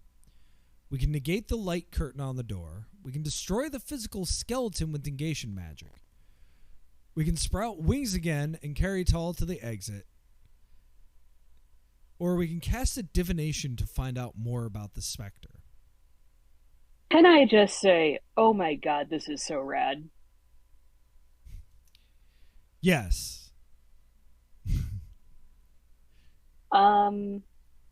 This is why I was like, I have no good reason to not just walk through the door. I mean, do we think that it can actually eat our soul? I mean, it's stuck in there. One presumes that like it probably is talking big game without necessarily being able to back it up. I mean, the golem doesn't seem too upset. He's just like, "What's up?" Let's find out more about the specter. Yeah, Mitakane Zern. I do worry though that will give it the ability to eat our soul. But that was also true. what I was thinking. Shit, you're right. I think we should let it go. Oh, oops. Yeah, I did it already. Nice. Putting one hand on your forehead and stretching the other towards the specter, you create a magical bridge between its mind and yours. Mysterion Namai Apocalypto Historia. You have a vision of a scholarly-looking man in wizard's robes working tirelessly with his more threadbare apprentices to create the cylinder you now see in the center of the room. The walls are not yet covered in equations. The room is tidy. You see the man sit down in the chair in the center of the cylinder. You see the glass doors close around him, and you see the whole cylinder crackle with energy, alternatively white and black. After a particularly intense cycle of this, only a skeleton remains in the chair, but the specter of negative energy comes forth. The apprentices applaud. What you see next, you're not sure you totally understand. A man dressed in white comes to visit the specter. They discuss equations and esoteric diagrams, and seem to part on good terms. But then, the visitor returns with a small contingent of wizards, similarly dressed in white. He points an accusing finger at the original specter, and the wizards retreat to create the shields of light that seal the specter within its laboratory. Not long after, the academy rumbles, and the neighbor's spell pulls the whole academy underground. The end of the vision shows the specter doing math on the walls to pass the time. You blink. For some reason, you itch and burn all over, as if you walked into a negative energy cloud yourself. Gain divination. When the vision fades, the spirit gives you an expectant look, as if it knows what you are doing and wanted you to see. Liberize Mao, it says. Placere! It's a pretty chill specter, all things considered. Okay. It's doing math problems to pass the time. I don't think it's going to fuck us up that bad. And we could have a ghost friend to go with our golden friend. Oh, yeah. Okay, cool. We're on the same page. Yeah, I don't want to just let it free. I mean, we did let a tortoise free. Oh, God, we're terrible people. I'm trying not to think too hard about that. Are we, though? He's not a good dude. And we didn't kill him. We just turned him into a sentient tortoise. How do you know he wasn't a... Okay, no, he works for the secret police. All right, fine. Yeah, he works for the secret police, and he was, like, very uninterested in what happened afterwards. All right. Let's befriend him. Oh, what were you thinking? Is negating the light curtain on the door what sets him free, though? Yes. We've performed a lot of glamours so far. Again, I'm worried about this rot setting in. Maybe I'm worrying too much. I don't know. Pearl makes an extremely good point. Ghost friends are cool. Ghost friends are cool. We should just let him go. Or do we need to befriend him first, though, is the question. Let's befriend him first. Yeah. I mean, whatever. You know what? If we end up rotted, you know who'll carry us? Or our ghost friend? Our ghost friend, but you know who would carry us? As if with wings? Tall. Mm-hmm. Tall would carry us. She is the best. You duck behind the light curtain to hide your spell. Philautia omnes, Cleos venemum. Tull passes through the curtain too, just as you finish the spell. Good plan, Tall says. It probably can't reach us out. Hey, where are you going? You pass through the light curtain and into the laboratory once more. The shade now seems merely petulant. It crosses its shade arms. Wet de vous volant. Gained glamour. I am inspecting your research progress, you say. You've been working here for 2,000 years. Surely you have something good to show me. Specterize! The shade says, gesturing at its own shadowy form. Immortalitatem! This is so good. Okay, sure, but what have you done since then? You say, hoping it doesn't eat your soul. The specter gestures to the equations scrawled all over the white walls. Mathematica, curios, de studium supremum por passise de tempus. The best way to pass the time, indeed. Anything more tangible? You say. The specter grumpily flies off to the various junk piles to look for a way to impress you. Tull peeks her head through the light curtain before cautiously stepping through. What are you doing? It's fine now. It's friendly now. You're really something now, aren't you? Tal says, half amazed, half creeped out. Oh no! Decreased Tull relationship. I mean, fair, but unfortunate. The specter flies back with a handful of trinkets it drops at your feet. The first is a tiny handheld cylinder. Lux gladius, the specter says dismissively. In effexat surlex lux carbasus. The specter seems disappointed it couldn't carve through the light curtain. Probably find a use for a sword of light. The next item is a simple metal torque, arched with alternating symbols of dark suns and trees. Matia se ti confabricise a magicae augratizor simplex efficax. A magic augmenter. Nice. The final item is a pair of dull metal bracers engraved with symbols related to negation magic. Set metallum brachius should authorize the velator. Sed zene operize optimally. So they should vaporize the wearer, but they don't work well? Seems like another attempt to escape gone wrong. Spirit gestures to all of them. Arbitize unum. Ne avarize. So,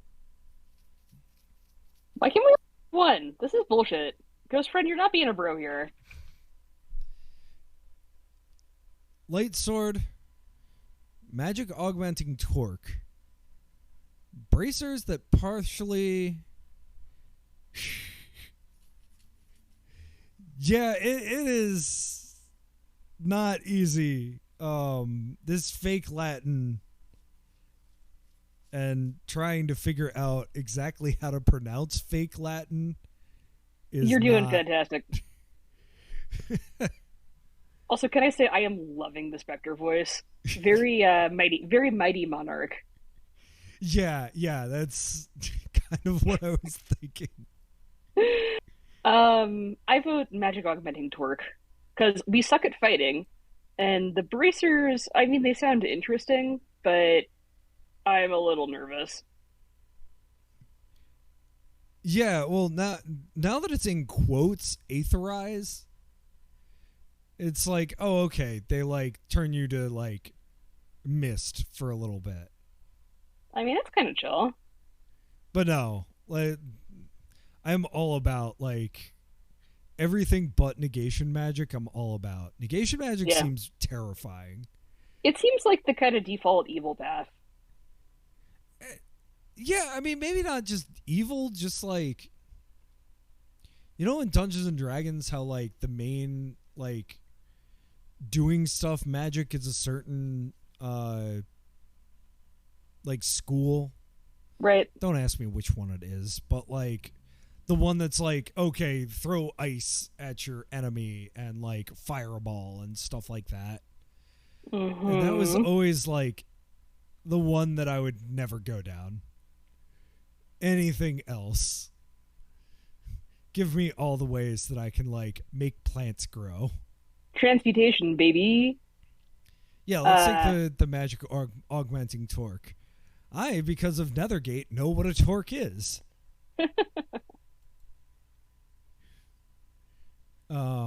You pick up the magic augmenting torque and put it around your neck. Instantly, you can feel the powers of life and death strengthen in you.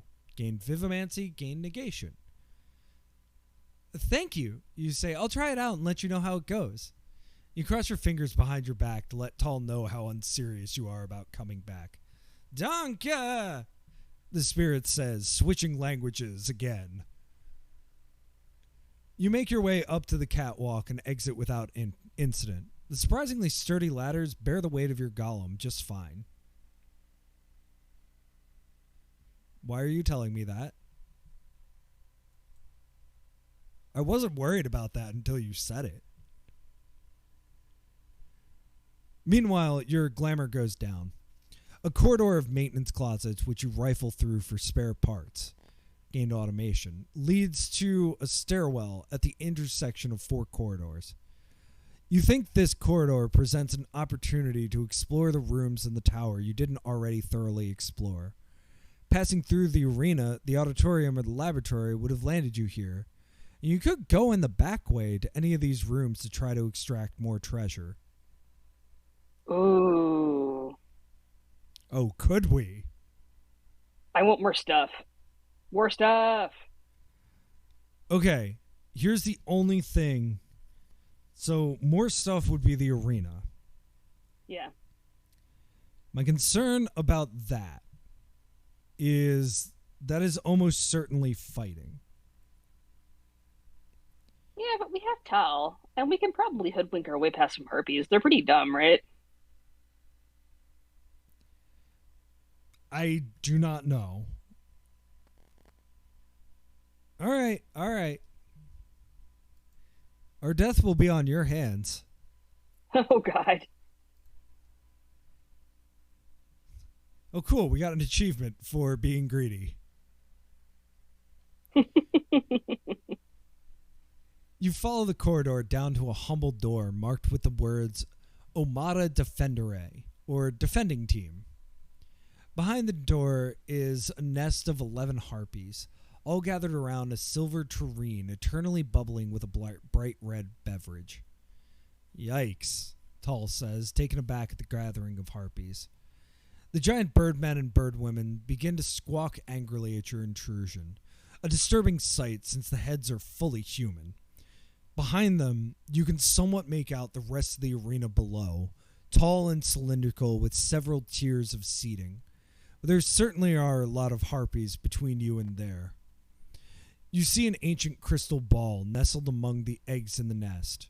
You think you could grab it, but at the expense of potentially being pursued by angry harpies through the rest of your subterranean adventure. Fighting 11 harpies, even aided by magic, seems unlikely to work when you're already this close to them.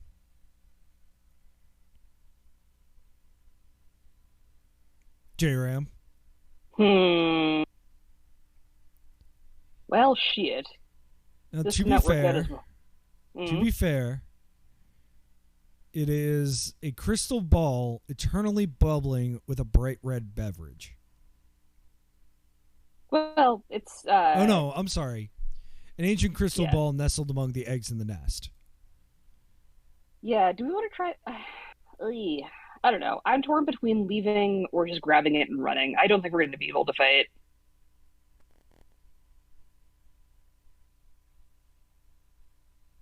All right, let's run. Do we have a speediness stat? What are our stats at this point? Nice. Pretty even across all the magic. Very good. Very good. Fighting is bad. Wow. Negative Subtle- one. Oh, God. Subtlety is good. I'll take that. Charisma is decent.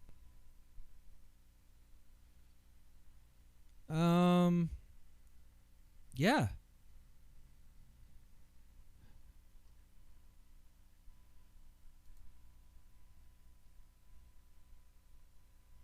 Yeah, let's just grab it and go. All right. Let's go. Tull gives you a worried look. You're not really going to. Hey! You lunge for the crystal ball just as the harpies lunge for you. You grab it. You gain divination. Even as you feel the harpy's talons dig into your backpack. Let's get out of here, Tal shouts. Come on. You tear yourself away and run back out the door. You try slamming it behind you, but the harpies pursue you. You keep running. You ascend to the aviary and the air dock. Okay. I think we succeeded? Nice. So the way that the stats work, you see, like, every so often it'll be like gain divination.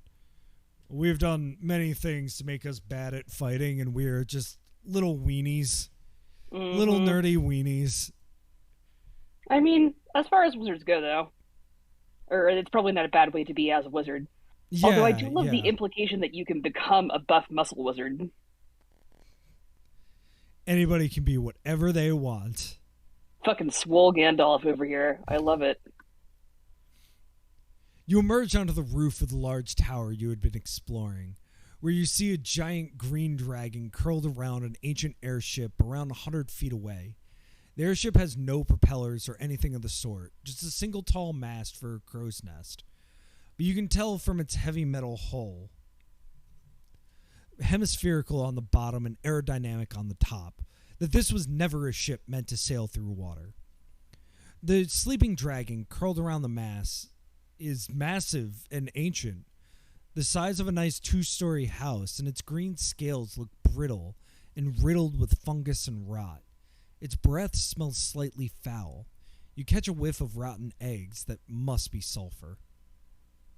The 5 other airships of the air dock have all been smashed over the course of centuries, but the large central airship looks intact. You could attack this dragon while it's sleeping, though an attack would certainly wake it up. You could also try sneaking around it to explore.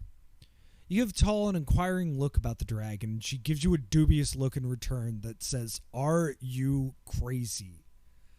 You hear the shriek of the pursuing harpies behind you. At that sound, the dragon stirs and awakens. It stretches like a cat, lets out a deafening roar, and slinks towards you to see what the commotion is about. You should probably get out of here soon. Dracus Megafort, your golem says, holding up a hand in warning. Ne bella conflict. I hear you, buddy. Let's follow that instruction and not blast the dragon with negation magic. Very good call. Cast glamour to impress it? Yeah, I think that's the right thing. Our other choices are cast divination to learn the dragon's weak point or thrust the sword into the dragon. I would love to know more about the dragon, but, we have harpies coming. And if the dragon can deal with the harpies, then... Big dragon, very scary. You cross your arms over your chest and draw on the power within. Philaltia omnes, Cleos venomon. The dragon appears thoroughly unimpressed, and it takes a swipe at you with a giant claw. You are battered to the ground like a toy. The glamour is not working at all, and you curse the fact that you had just sacrificed some of your good health for nothing except the hard truth that glamours don't always work. The harpies burst out of the doorway from which you emerged and come after you. The dragon, annoyed by the harpies screeching, turns to them, inhales, and breathes fire. Several harpies are immediately incinerated and the roof ignites.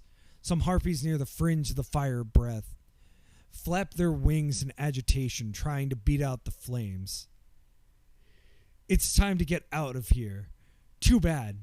You suspect the fire will consume the whole academy, which is crafted from wood and has ample paper for kindling.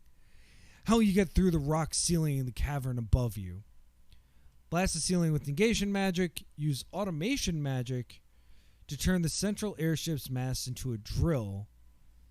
Use Vivamancy to grow the wooden tower until it bursts through the ceiling. We haven't done much with automation magic yet, have we? No, we haven't. We've kind of Yeah. just been living off the fact that we befriended this golem. Yes, that is probably Hollow Knight music. I don't have it up. I'm increasingly proud with this background playlist. Yeah, let's definitely use automation magic. Hell yeah. You raise one hand to the sky and point to the mast of the airship with the other. Netho! The airship's mast wrenches itself free of the ship and begins to spin madly around its axis. You make a lifting motion with your hand, and the mast lurches into the rock ceiling of the cavern, making a sound loud enough to feel in your chest and spraying rock everywhere. Gained automation. The dragon itself seems too stunned to act. It lets out a defeated roar. When your drilling is done, daylight streams into the cavern, bright compared to the artificial lights of the academy. Thunderheads still cover the whole sky, as always, and these dark clouds in particular seem unusually irritable. You suspect your own automation magic is to blame. You allow the mast to drop. Dragon's eggs spill from the crow's nest, and though most smash themselves against the ground and become a viscous melange of goo and shell, No. one mottled blue egg seems to have miraculously survived both the drilling and the impact. As it threatens to roll off the edge of the tower, you scoop it up in both hands. The dragon roars angrily. Aviana, Aeroba, Volanta, Pluma! Your spell of Vivamancy causes wings to grow from your back. For whatever reason, this time you grow some brightly colored feathers in your hair. You somewhat like them and would be loath to pluck them out. Gain charisma, lost subtlety. Hop on, you say to Tal. This is crazy, Tal says, following your instructions. My best friend's has wings. Now I'm just hopping on for a ride. No biggie. You turn to the golem. I'm afraid I can't carry you. The golem shrugs. Ola Kala.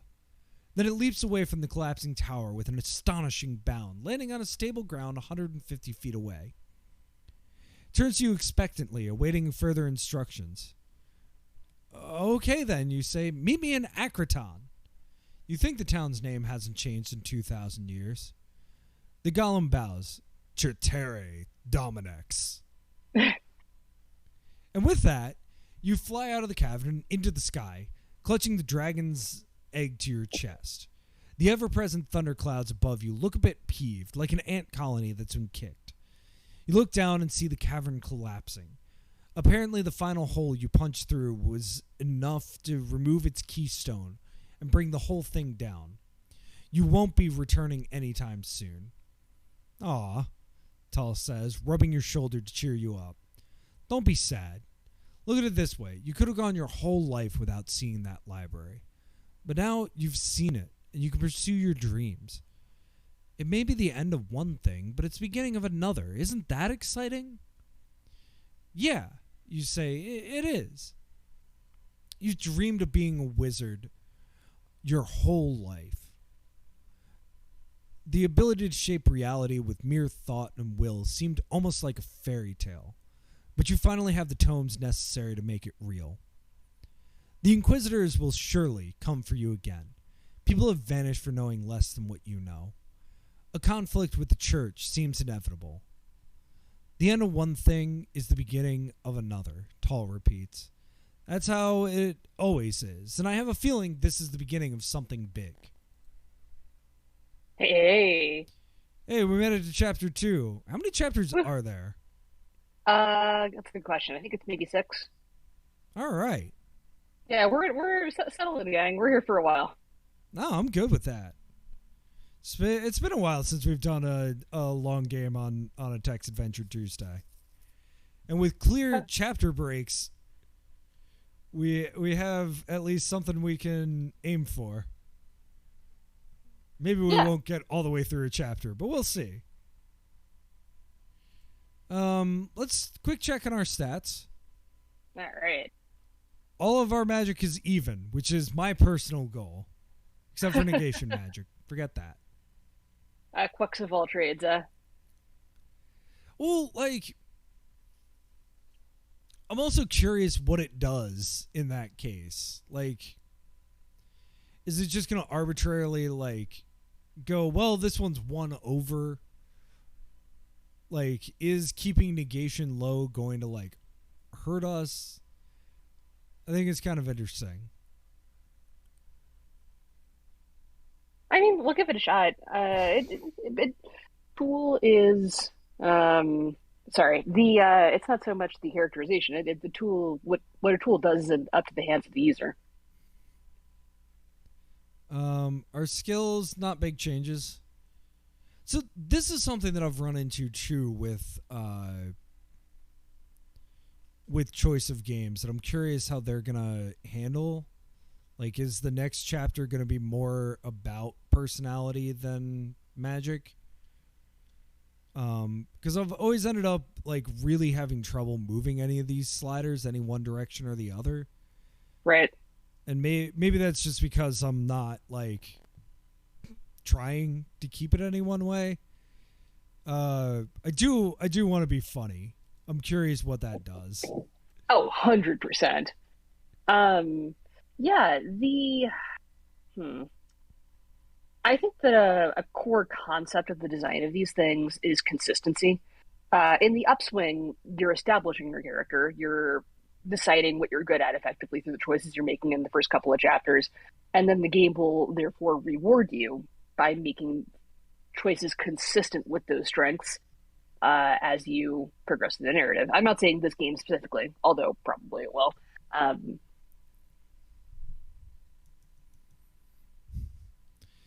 Yeah, yeah. No, I think, and like genuinely, I'm not sure which between optimism and caution is the right call, or like empathy and calculation. hmm. The only Well, one guess I'm we'll find sure out on then. is humor, especially Oh, since it humor for sure. explicitly says that humor is another kind of magic. Which I kind of love. I really do. And they, that's interesting. They kind of like play with that a little bit at the very beginning with the dorm room, because they have the one like student where they're like, what is this? What is all this stuff? Why are there just pranks here? Why is there a Delightful. rubber cockatrice? No students, no pets, the dead. So yeah, let's catch up. So we stumbled on an ancient magic academy. We discovered a book of vivimancy, and an inquisitor chased us. That's where we started. You turned the inquisitor into a tortoise. You explored the academy library. A divination revealed a potential ally in the form of a golem, so you took a manual on the operation of golems from the library. We successfully gained control of the golem. You found a laboratory with a trapped specter. You saw a vision of someone else becoming a specter and betraying the trapped specter. You befriended the specter, who offered you gifts. You went around the back way into the arena. The fire from the dragon's breath began to consume the academy. You rescued a dragon egg from the ancient airship that you used to drill your way out of the ancient academy. You escaped the Magic Academy and headed for your hometown of Akraton.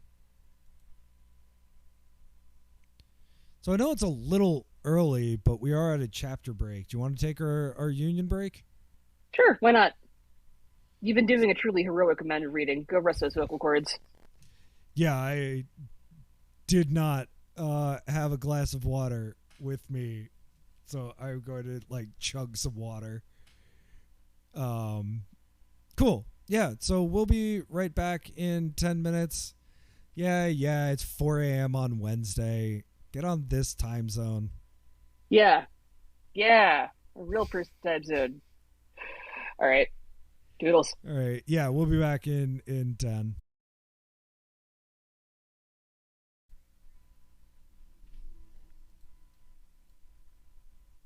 Okay, we are back. We are fully back. Okay. We're at chapter Yeah. 2. Chapter 2. The skies over the kingdom have not been clear since the time of the ancients. The eternal storm they created 2,000 years ago with their automation magic continues to make the world a gray, rainy place. At the moment, a light drizzle dampens your wings, but the storm isn't as bad as it could be. Thunder crashes off to your right, somewhere along the coast of the Negative Sea. The Negative Sea is the huge bank of black and purple fog stretching along the eastern border of the kingdom from north to south. Accidentally created at the end of the Great War 2,000 years ago, it blocks all passage to the lands to the east, the lands of the neighbors, once known as the Majesterian Empire. Whether the neighbors even still exist is a matter of speculation, but the mile-high Negative Sea is certainly real. Composed of dense negative energy residue, it could dissolve anything that ventured inside. The plains of the west are scraggly and barren. It's early spring, and new growth is just starting to peek through the tan soil. But you can already see barren trails where death clouds have broken away from the Negative Sea and scoured their way across the countryside. As the misty negative residue is relatively heavy, it travels low to the ground, which is just as well, as you're not sure what would happen if the eternal storm ever mixed with a death cloud. You land a mile outside Akraton, in a forest called the Mild Woods, so that you don't draw too much attention on your return. You painfully pull your wings back into your body. While you rest from your flight, your golem catches up to you and stands at attention, ready for orders. Back to reality, I guess, Tal says, echoing your thoughts. She looks up at the thunderheads above. This doesn't look too bad, actually. We should be fine to get home. She nods to your golem. Not sure what you plan to do with that guy when we get there. You think the golem gives an almost imperceptible shrug. Advu volant, Dominex.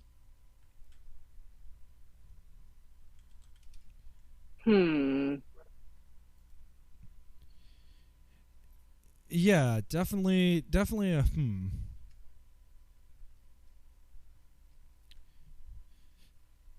Just had a very frightening thought, which was that we did not save the second part of Perdition's Flames last week. Oh no. No, we did. We're good. Woo! All right. No, we Twitch recently changed how long it saves broadcasts to only a week, not 2 weeks. So I need to do some highlight making. Very good. I like having the highlights. It's nice. Yeah, as do I. Yeah, thank you for doing the work. Yeah, it's fun. Okay. Next. By the time you and Tall get back to town, it's sunset. The market in the town square is being disassembled for the day, with canopies rolled up and tent poles stacked. The scrawny sheep and heifers of the meat market are being herded down the street, back to their pastures, complaining with bleats and moos. Some construction is halted for the day, the tall wooden rope pulley systems covered with tarps in case it rains tonight. You haggle with a vendor for a cheap tarp, go back to your golem waiting on the outskirts of the city, and give it to the golem as a makeshift poncho. By the time you return, the market is mostly cleared out, leaving only St. Anne, sitting cross-legged on a rug, dispensing advice to her last parishioner. The white-robed saint has offered healing and holy visions to Akraton for years, and her aura of holiness is palpable. This is where we part ways, Tal says. Thanks for the adventure. She lifts her pack, laden with whatever artifacts she could get her hands on. You can see old tomes and silver jewelry peeking through its opening. Mom was going to lose the house, but not anymore. I'm headed straight to the bank tomorrow, not even going to let her touch this stuff. Not keeping anything for yourself? you say. Tull shrugs. I don't know. Maybe if there's something left. Don't worry about it. Wait a moment, calls St. Anne. Tull, you need healing, St. Anne says, pointing to Tull's leg. Neither you nor Tull has been in any trouble with the church before, so you're uncertain how to proceed. You think the saints act somewhat independently from the church? Could she know you turned a holy inquisitor into a tortoise? But St. Anne has an aura of holiness that makes it difficult to mistrust her. Remembering your golem, you turn, but you don't see it for a moment. You pick its tarp out of a nearby construction site. You think it's huddling under it and pretending to be a pile of bricks. So that seems fine. Rather impressive, really. Golem for protagonist. I'm sorry, Marie, St. Anne says to the plain-looking brunette who is her last client. It's no trouble, her parishioner insists. I think I was done. Then go with Abraxas.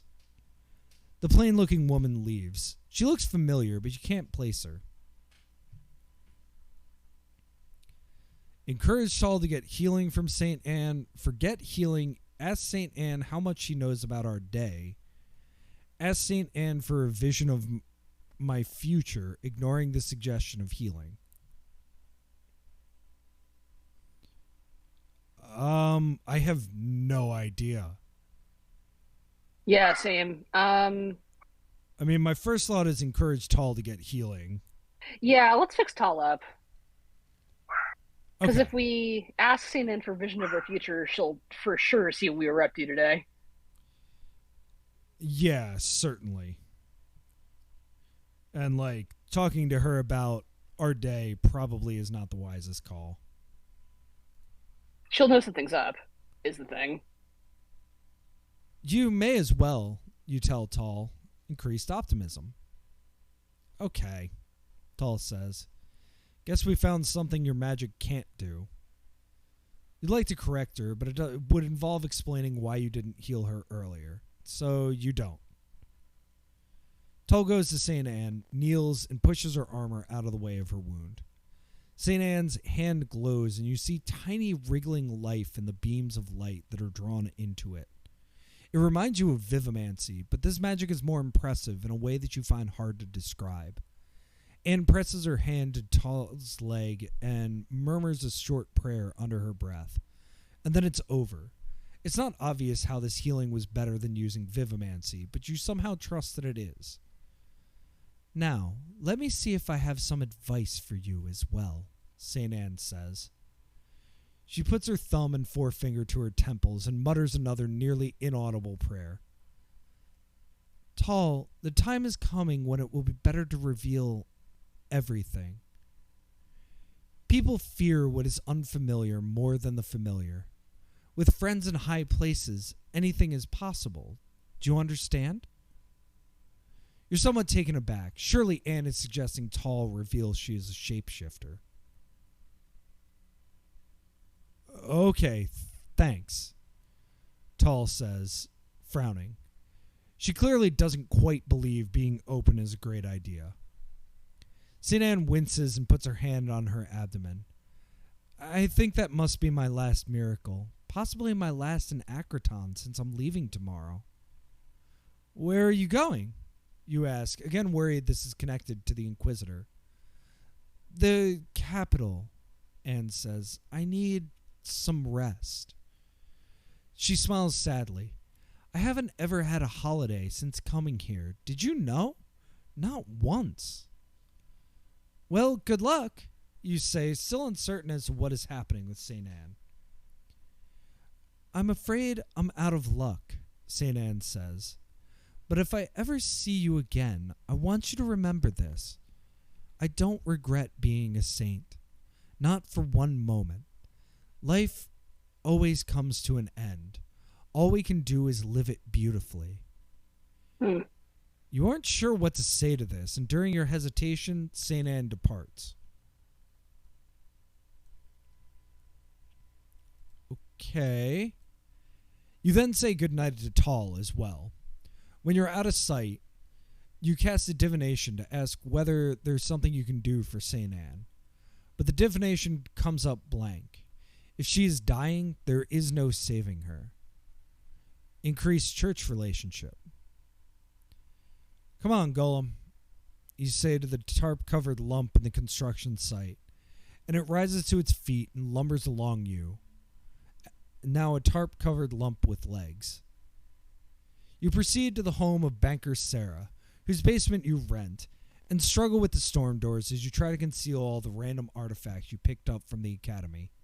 You have a feeling there was a clause prohibiting the storage of forbidden artifacts somewhere in the long contract you signed to rent the place.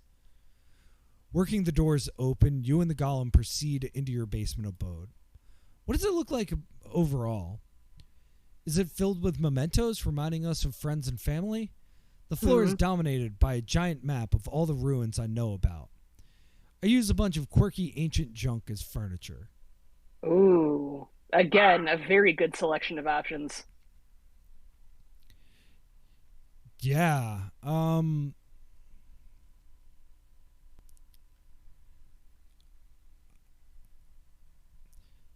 So for the way that I want this character to be, I think a bunch of quirky ancient junk. But I think the giant map might be more useful. Yeah, I suspect this is probably for flavor, but let's go map. Sure. Okay. I don't know. That's something that I also struggle with these games. Like, what is for flavor, what isn't. And I tend to just, like, basically role play it, but then I end up with all the stats being all over the place. So I don't know if that's just because I'm not a consistent role player or what. The central room of your apartment looks more like an army's command headquarters than a place that is lived in. A giant map that you commissioned from local artists is painted on the floor. You've added to the map some likely locations of sunken ruins of the ancients, with X's through the locations that didn't work out. A grid that uses a coordinate system you designed yourself is superimposed on the map, and you keep a compass and straight edge nearby to keep your measurements precise. One wall is taken up with a bookshelf sorted by subject and then alphabetically by author. An armoire near the door contains your adventuring clothing, sorted by appropriate climate, and next to that, cabinets containing your adventuring gear sorted by terrain, with the subterranean category moved to a basket on top for easy access. Overall, your apartment speaks to your determined, organized mind. Increased calculation and solemnity. One desk is in the corner, set a carefully calculated distance away from the map. It's reserved for your laboratory, humble as it is, or was before your expedition to the sunken academy. The random assortment of automatic trinkets whose power you were trying to unlock now seems like nothing compared to the haul you dump onto the desk. A whole alchemy set composed of vials, beakers, and burners that you lay out across the desk. The dragon egg, which you swaddle in some sweaters. The torque of life and death from the old laboratory. Some rather fancy clothing that seems to augment your glamour magic. The crystal ball from the harpy's nest, which you place on an extra trivet from the alchemy set. An assortment of spare automation parts you picked up while exploring the academy. And of course the hefty tomes of magic you found, which will form the basis of further magical study. Not to mention the golem and the ring of camouflage you found in the dormitory. You had quite a haul this time around. Vos imperat, Dominex. The golem prompts behind you, still wearing the tarp as a disguise. I love him. It occurs to you that the golem might want a name besides Golem. What will you name your golem? Petro, meaning stone. Maximus not, because I like counting from 0. Golem is absolutely not fine. Nope. Or did we come up with a unique name? How about Dad?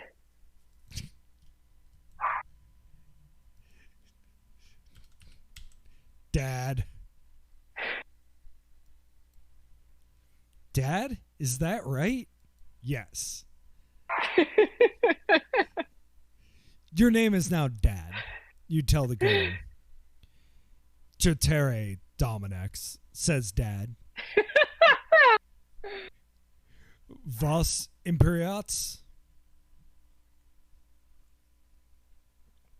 I think some of my magical experiments will probably benefit from having another person around, you say.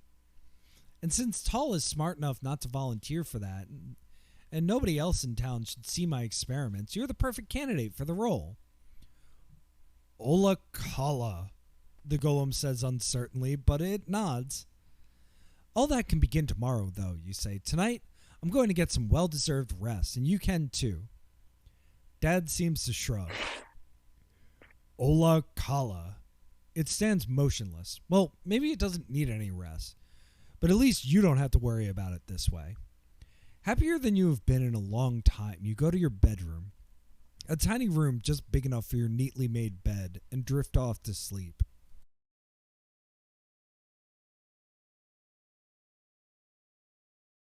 Okay. When you wake up the next day, you're most eager to continue studying the books of magic you retrieved from the academy. Dad sends ready to help, or at least it's not doing anything else. Which kind of magic will you study the most?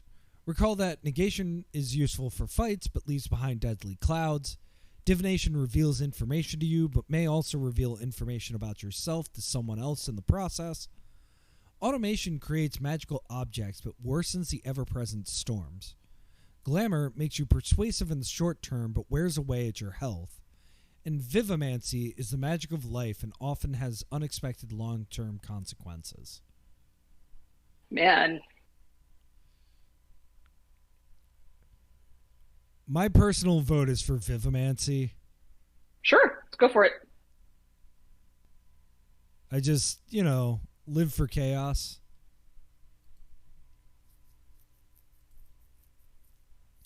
You've read that the primary way the ancient Vivimancers gained skill in their craft was by creating new life forms. You've never done anything like that, but it should be educational. What's the overall shape of the life form you will create? Spore! Text-based spore! Amazing. I vote 2 legs and wings.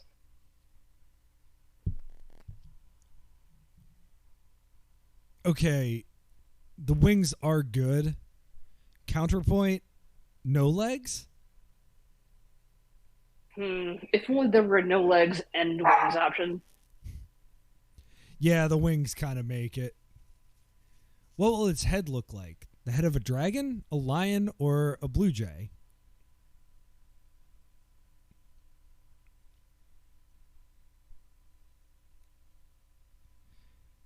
Actually, no. I'm thinking lion.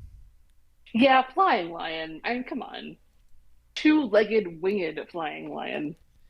And what will its hide be covered with? Scales? Obviously. Not feathers, not fur, scales. What would the overall color of this creature be?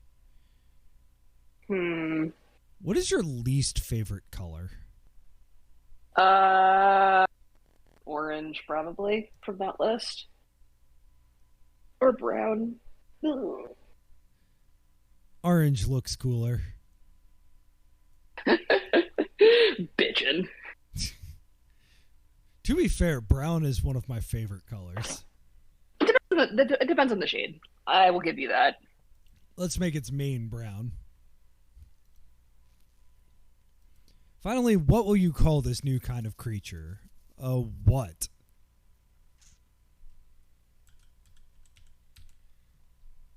Just putting that one out there. Oh, God. This is where I wish we had some viewers. Yes. Uncut. Perfect. No notes.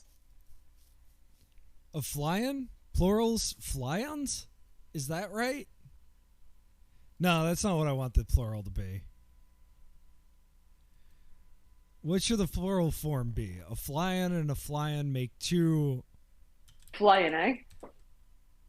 Done.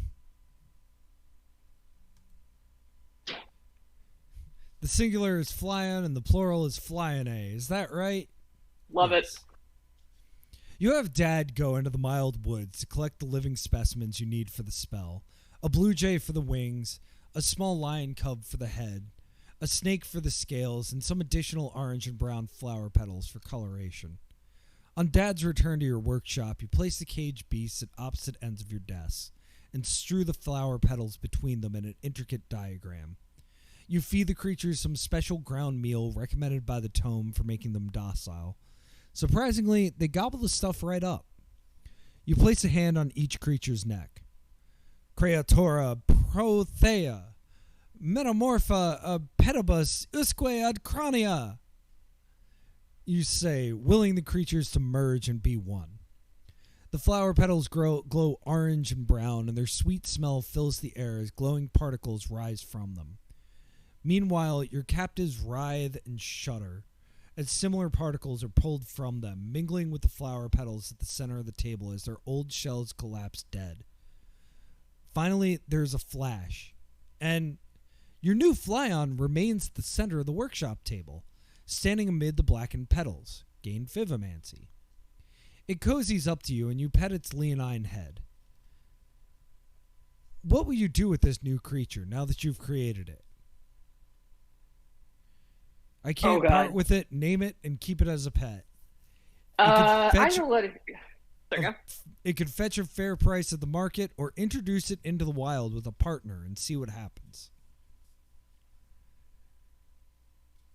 Oh. I was thinking keep it as a pet, but if we can just make a bunch of flying lions. Yeah, right? Like, that sounds like the most appealing option to me. Also, if we're trying to keep a low profile, the worst option. Whatever, fuck it, Beastmaster run. You repeat the same process for a second creature of the opposite sex. It's easier the second time around. Gain Vivamancy. Then after ensuring the two creatures like each other, like each other, you let both free in the mild woods and wait. You may take a while to see any change in the woods, but you're playing the long game, and the end game of that long game is filled with Fleone. You're so involved in your magical pursuits that you don't really think to call in on your parents. So they decide to come to you. You recognize the drumroll-like knock of your father on the storm doors of your apartment. You quickly drape a sheet over Dad and tell him not to say a word. You take his silence as acknowledgement. Your father greets you with a hug when you open the door. Quux! He's a construction worker, but he's always been more physically demonstrative than you would expect from someone in his profession. The hug gets some sawdust on you. You didn't even say hello. We weren't sure whether some great drake was munching on you like a big turkey leg. Rude. Your mother sniffs in not quite agreement. She opens her arms expectantly. The convention, she would tell you, is that the child is supposed to hug the parent. You do. You always do, even when she's at her most judgmental. You proceed to get sawdust on her frilly, shabby dress, which she wipes off with a tisk-tisk. Your father looks around your place. You've got some new stuff in here. So many books. My child is going to be the smartest in the kingdom at this rate.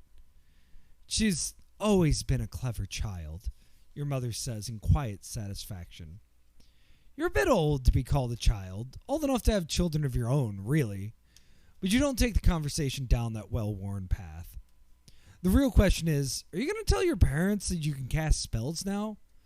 Your parents are usually a bit traditional, and you've maintained peace with them so far only by not revealing the extent of your infatuation with magic, which is entirely forbidden. Do we pretend my finds were purely of historical interest, admit to learning magic but act like it's not a big deal, solemnly explain that I have great power now and things will necessarily change? We did just create a new creature that is a lion on two legs with wings. Yeah, we should probably own up. Oh, okay. Do you want to own up and like try and play it off? Or do you want to like, cuz now with you saying you want to own up, let's like be a little too excited about it and say that I have great power now and things will necessarily change. You're gonna think we're such a chump. On the other hand, though, if they're hunting sorcerers, maybe we should try to protect our parents. That was my initial thought, but no, we're now down this path. Oh boy. All right. Mother, Yeah, sorry. father, I'm Batman. Mother, father, you begin. Sit down. I need to explain to you what I can do now. They sit crisscross applesauce on your giant map, and you try to walk them through all the things you can do now. Negation, automation, divination, glamour, vivimancy. Throughout it all, your father looks stunned, while your mother glowers disapprovingly. So, that's it, you conclude. I'm a wizard now. Increased solemnity. Your father looks over to your mother to try and figure out whether he should go first. When she says nothing, he begins, Well, I always knew you were very talented. Just when were you going to tell us about this? Your mother blurts out. I just did. Just did, Mom. Lay off. I just did, you say, practically as soon as I got home, although you admit to yourself that it has been a few days. If the church knew about all this, all three of us would be in prison at the very least. Your mother says, Didn't you think about us this whole time? You know I've always wanted to be a wizard, you say.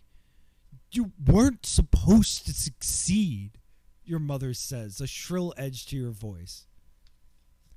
Damn, your father blurts out angry. Quux is our child, and if she's in danger from the Inquisitors, it's our job to protect her.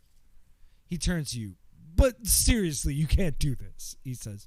Forget you found all this. It's too much. You can't suddenly bring back all the magic of the ancients. The church will want to kill you. Everyone in town will want to kill you. Look, your own mother is afraid of you. I am not afraid, your mother retorts, but you think her father probably understands her well. Don't put this all on me. You're the one who's afraid of our child. That's probably also true. Claim I was making it all up to see how they would react. Chase them out, demanding they never tell a soul. Plead with them. This is who I am. I must be a wizard. Well, giving up wizardry that's a non-starter. Do we want to try to puppet master?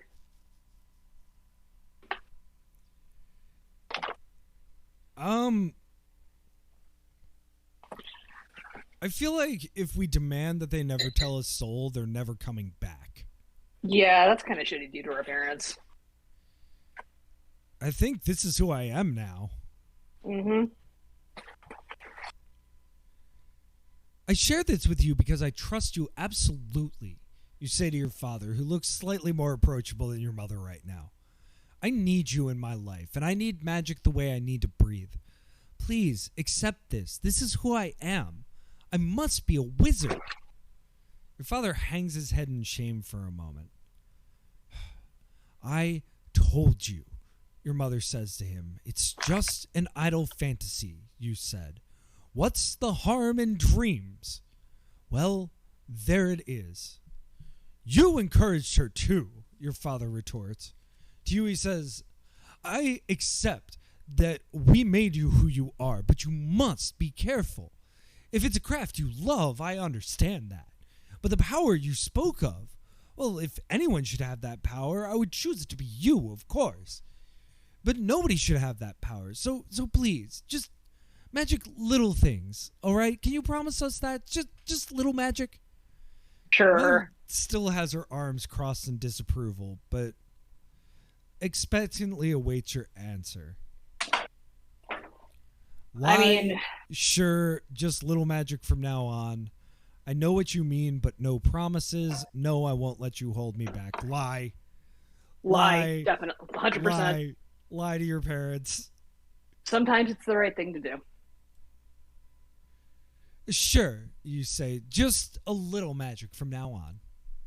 Your father and mother both breathe a sigh of relief, but you know your promise is ridiculous. How could you possibly restrict yourself to insignificant spells when you know you could do so much more? I told you Quux would listen to reason, your mother says, pleased. You doubt she actually said that. Just to give us an idea, your father says, what's an example of the strongest spell you might still cast? You think for a moment about what spells might be least shocking. Honestly, each school of magic is potentially alarming when you think about it. Divination is just as worrying in its own way as the black fireballs of negation. You settle on Vivimancy for a demonstration. You place a hand on the wooden frame of the door. Ligna humilibus, dare humilibus apodexis. A small knob grows from the door frame.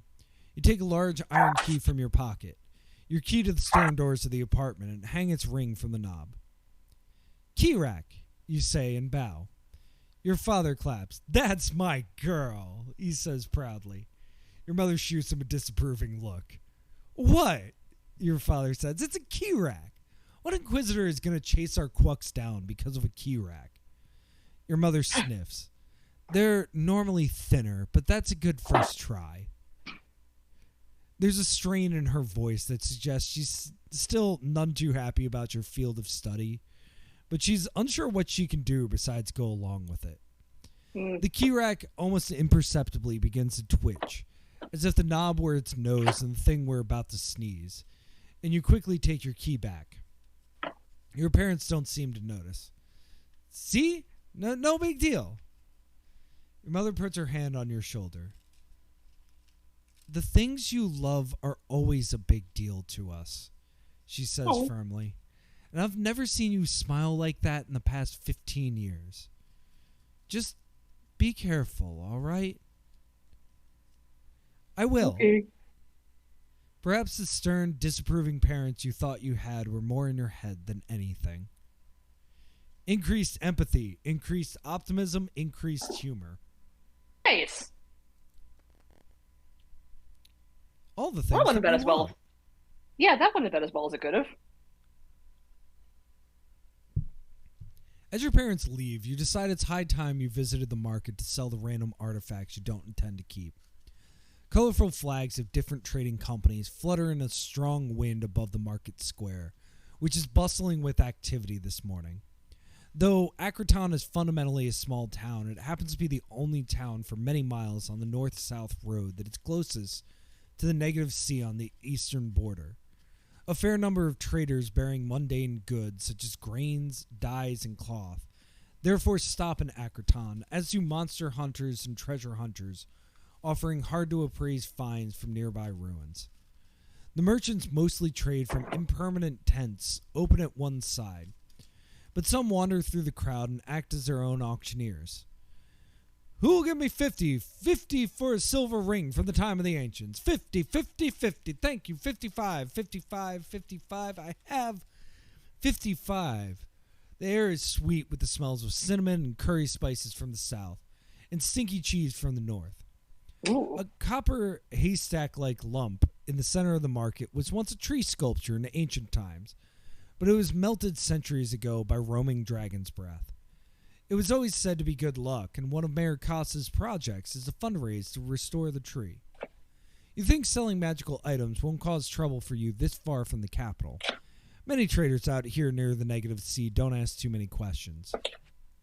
At any rate, possessing magical artifacts is considered a far lesser sin than the casting of spells. What will you buy or sell at the market? You have 150 gold. I want to keep all our shit. Yeah, same. Although, Yeah, but let's see what we have. man, this is so good. Look how much stuff there is. I can't imagine the amount of balancing that went into this design. Because each one of these items will impact the story in different ways. Yeah, I can definitely imagine that. So what can we sell? Okay. Oh, first things first. I want a turkey leg. Okay, yes. Buy one of those big turkey legs I always see people around here eating. Lost 5 gold, increased humor. You see a fair number of people roaming the market with big old turkey legs and steins full of beer. Not sure about drinking this early in the day, but those turkey legs look fun. You purchase one. Why not? Lost 5 gold, increased humor.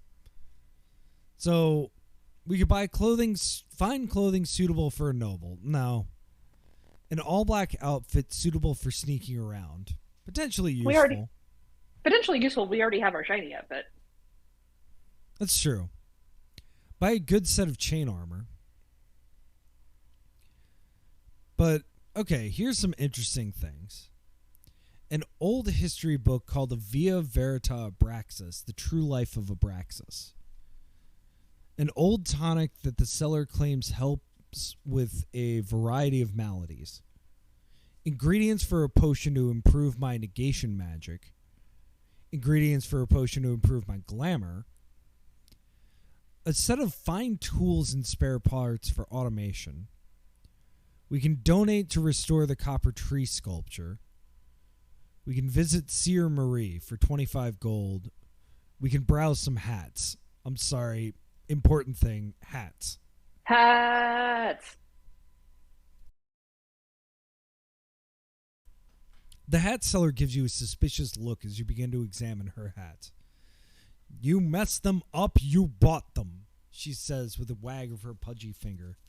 These are custom-made hats as good as anything in the capital.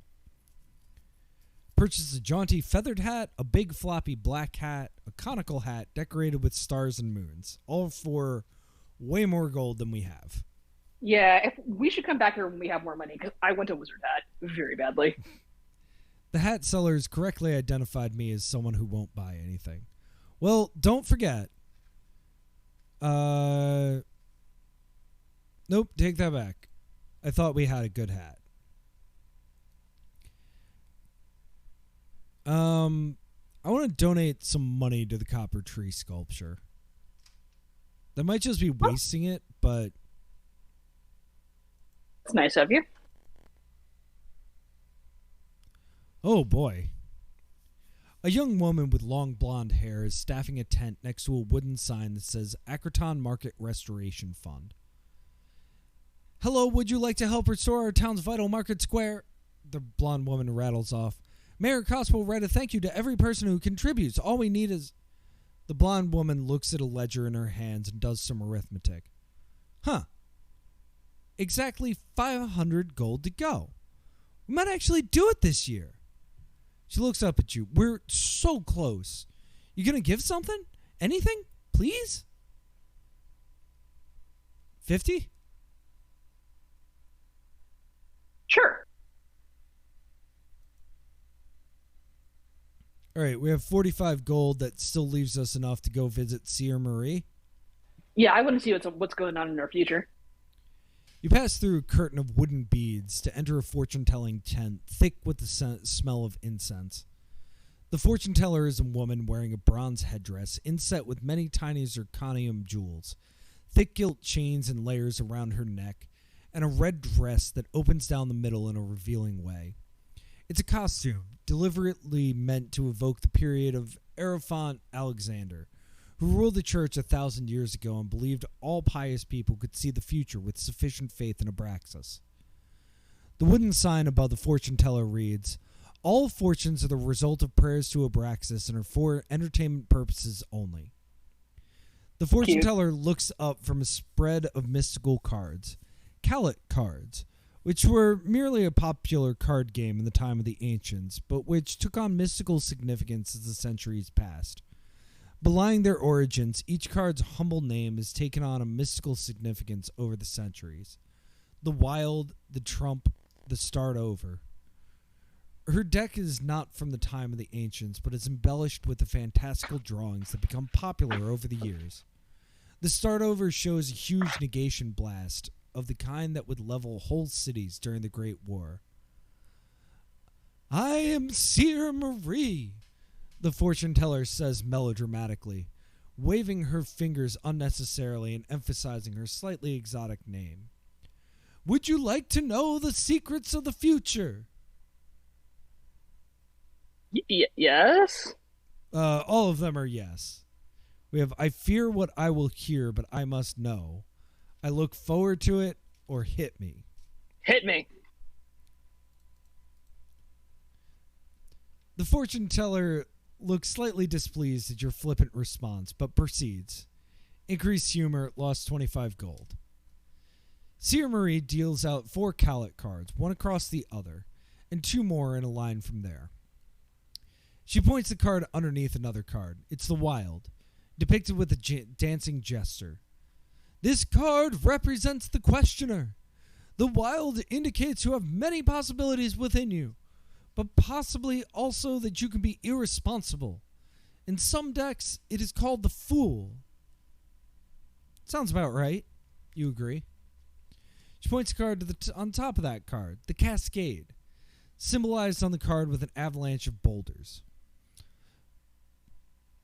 This card represents immediate influences on you. The Cascade suggests that you have some unstoppable chain of events will soon come to pass. Something you possibly cannot avoid. Rocky times ahead for you. How could a chain of events be unstoppable, you protest? Every fate is avoidable somehow. Shh! Sierra Marie points to the card immediately next to those 2 cards. It shows 10 little figurines, each offering up a different gift. This card is called the 10 Points, the fortune teller says. It is in the position of near future. After the rocky times, you will receive gifts and offers of kindness. 10 of them? It's not that specific, the fortune teller says dryly. And finally, the Split. The painting on this card is of a fork in the road. After the gifts, you will make a big decision that will have a huge impact on subsequent events. Make it carefully. The fortune teller gathers the cards up. The fortune seems to be over. 4 interesting choices. Couldn't that fortune have applied to anybody, anytime? Thank you very much. I'll consider what you've said. Would you like to buy a crystal ball? Can I interest you in learning real magic? Ooh. I'm going to nix the first one just because I hate... Yeah. I just hate when people are flippant about, like, this stuff. Not that I'm, like, a huge believer in anything, but, like, you don't have to be annoying. Yeah, for sure. And everybody knows that it's all cold reading. Doesn't make it not potentially valuable. I think we should have a disciple.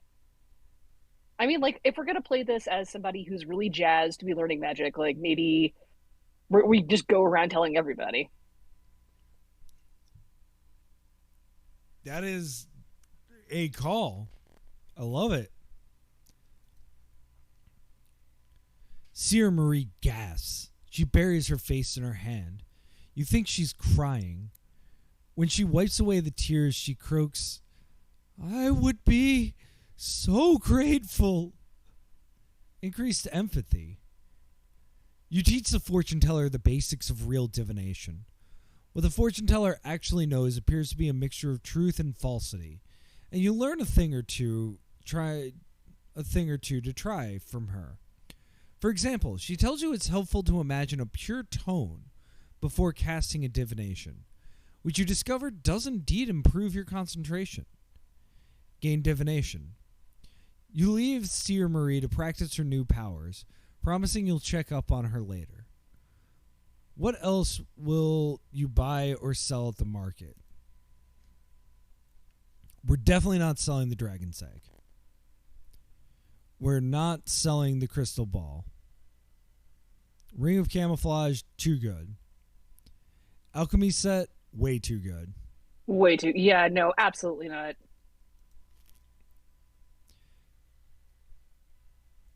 I think my business at the market is done. You decide you're done shopping for now.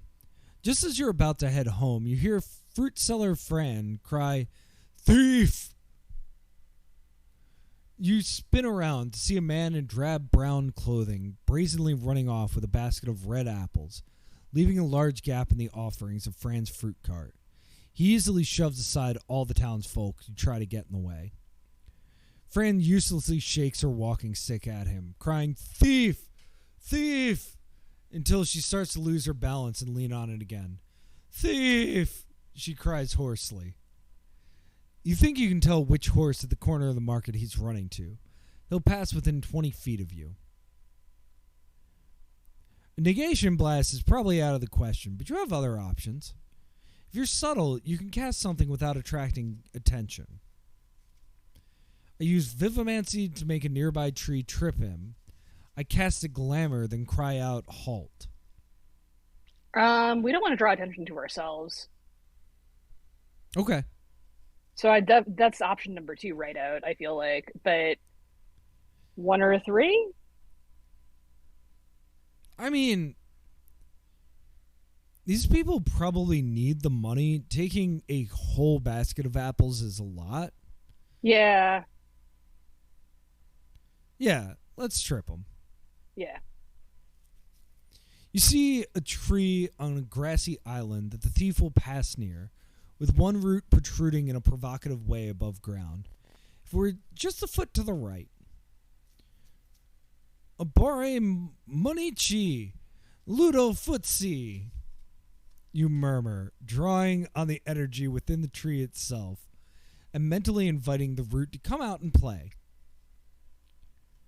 You try to be subtle about the beckoning motion you make with your finger. The root obliges you, giving a short kick just as the thief runs past. The thief yet lets out a little yelp as he goes sprawling to the ground, sending apples tumbling everywhere. Townsfolk rush to pick up the apples. The count of 5 rule is an old tradition for judging the edibility of fallen food. Then they return the fruit to Fran, because honesty is also a tradition in your town. 2 of the town guards show up, heavies wearing leather armor, and they strong-arm the thief away. You can see several townsfolk gathered around the tree root, which is returned to its proper place. They seem to be giving it some curious shoves, though it is of course immobile now.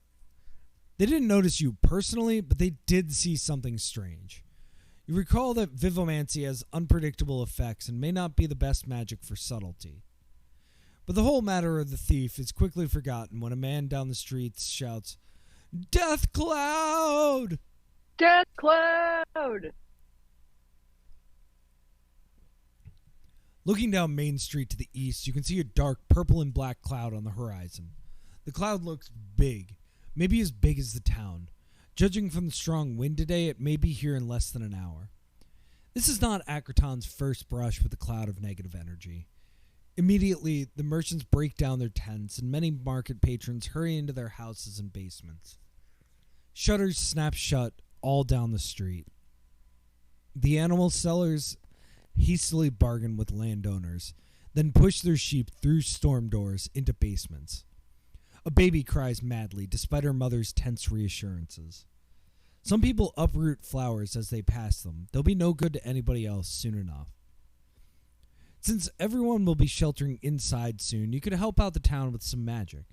But you think it'll take some very powerful magic indeed to stop this cloud. Use automation to repair the town's ancient rusty set of giant fans. Mm-hmm. Part the cloud with negation magic. Use divination to find stragglers whom this cloud might kill. We are absolutely not taking shelter. All right, fair enough. Our parents are going to figure it out and get mad, though. Like, for sure, for sure. How dare we help people?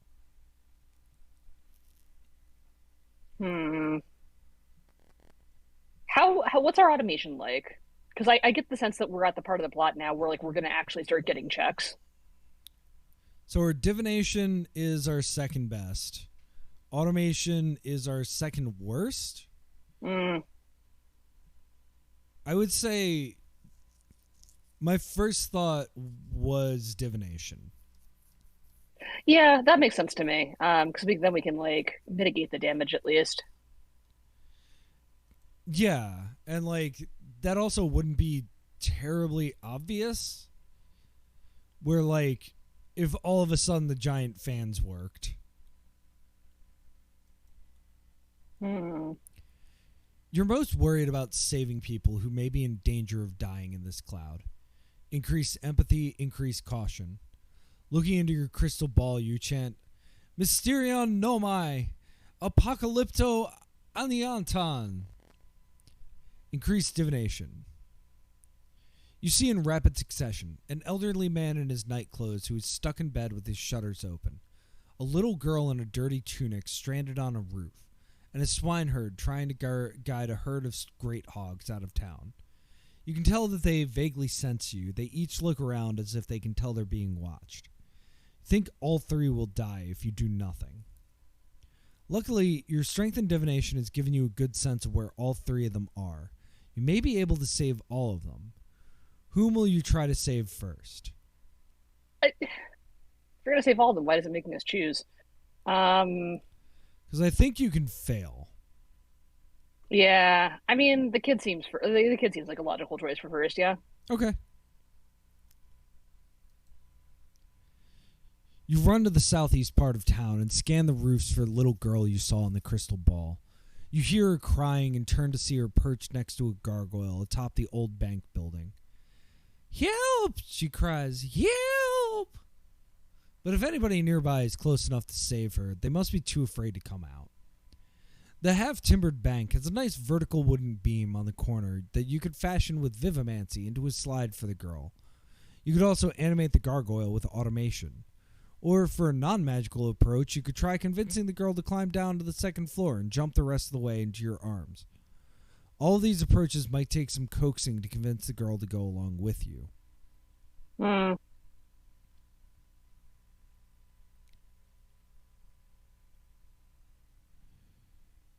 Why don't we just try talking to her? Do you want to cast a glamour first? I don't know. What do you think? I think so. Okay. Flatia omnes, Cleos venomum. Venomum. As you cast the spell, the little girl looks down at you with curiosity. Then her eyes get wide. She certainly seems in awe of you now. Hopefully this will make her come along more readily. Yeah, just convince her to come down. Just climb down, you Oh yell my to the little God. girl. If you can hang from the roof edge and swing, you can catch those timbers under the eaves with your feet. It should be a straight shot from there. The girl listens to you without complaint and follows your suggestion. The girl is a slow and careful climber, and you continually cast nervous glances towards the dark horizon. When the girl reaches the bottom, you ask her where her mother is. She points to the bank, and you bang on the doors to get them to open up. Her mother comes to the door and picks up the girl, extremely grateful, and asks where she has been. I just was right here, the girl insists misleadingly. Whom will you try to save next? I think the old man. Sure. Just because it should be easy? Fingers crossed. You run to the south side of town. What? Sorry, reading ahead. You run to the south side of town, where you spot the open shutters after some looking around. Unfortunately, the most obvious way up would be to grow wings with a vivamancy spell, which may be disconcerting to a man of his age. You try the front door. Locked.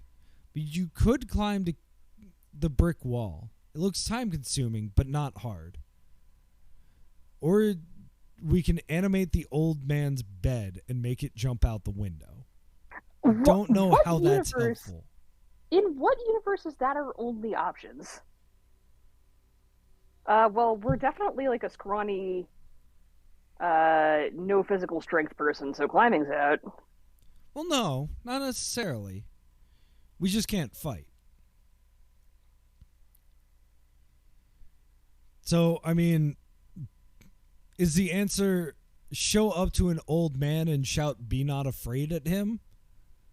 Mm, or it make his would be bed. funny. It Oh would shit! be But the bed thing fun. is pretty. The bed thing is pretty funny too. Well, here's the thing. He just needs to shut the shutters. Like, making it jump out the window is kind of counterproductive. Yeah. Why don't we just let's try to climb? Well, here's the thing. It's time consuming. True. We're pretty good at growing wings. It's worked for us so far. And I mean, we only have a couple of feathers to, show for it. Oh boy. Nothing bad will happen. Mm-hmm. Aviana, Aroba, Volanta, Pluma. You shout over the growing gale and you draw energy from the nearby plants to form wings from your back. You pull harder on the energy than you normally do to speed things up. Feathery wings speedily and painfully erupt from your back. It'll be difficult to get your mass just right again when you reverse the transformation. But you have more experience drawing magic quickly now. Lost fighting, gain vivimancy, gain negation. Nice. You leap into the air and fly through the open window. On seeing you, the old man looks less surprised than resigned. I suppose it's time then, he says. He opens his arms wide. Take me, angel. Well, that's convenient. With a religious man such as this, you would think it'd be unwise to explain the truth, that a wizard is about to get her grubby hands all over him. So you play along, adopting the tone of a gentle angel. I take you to safety, not to your end, you say, sliding your arms underneath his frail form. You have been a good man, but you could be better. And the authorities would like to give you a bit more time to prove yourself to be the best man possible. You've never met this man in your life, but it seems like a useful thing to say to anyone. I'm so sorry, spirit, the man says as you lift him. When the sheets fall away, you see a very swollen red and gray foot that looks impossible to walk on. I've been stingy to the church, and I know it. As you carry the man to the window, you press your luck. And you have been unkind to those who are different from you. Also a safe bet that you think. Show forbearance and know that our god Abraxas works through the unlikeliest of vessels. You stop at the ledge, prepare to jump. I promise. In a final fit of inspiration, you grab the man's foot. Podiamala! Reviscat a drum! The swelling disappears and the man is slack-jawed with delight. Drop the man off at the entrance to a public shelter, bang on the doors, and fly away. Ducking around a corner as soon as you see the doors open. You feel glad to have saved this old man, and you wonder, as you painfully pull the wings back into your body, whether your admonishment will have any effect. Only one person you haven't found yet. Nice. You head northwest out of town and catch the Great Hog's swineherd. A short and stocky black-haired woman in a rough brown tunic, trying to prod her Great Hog herd ahead of her with a big stick. The 12 Great Hogs all stand taller than she does, round pink balls with comparatively tiny little tusks, and snouts that only hint at the species' appearance before the ancients magically modified them to produce more meat.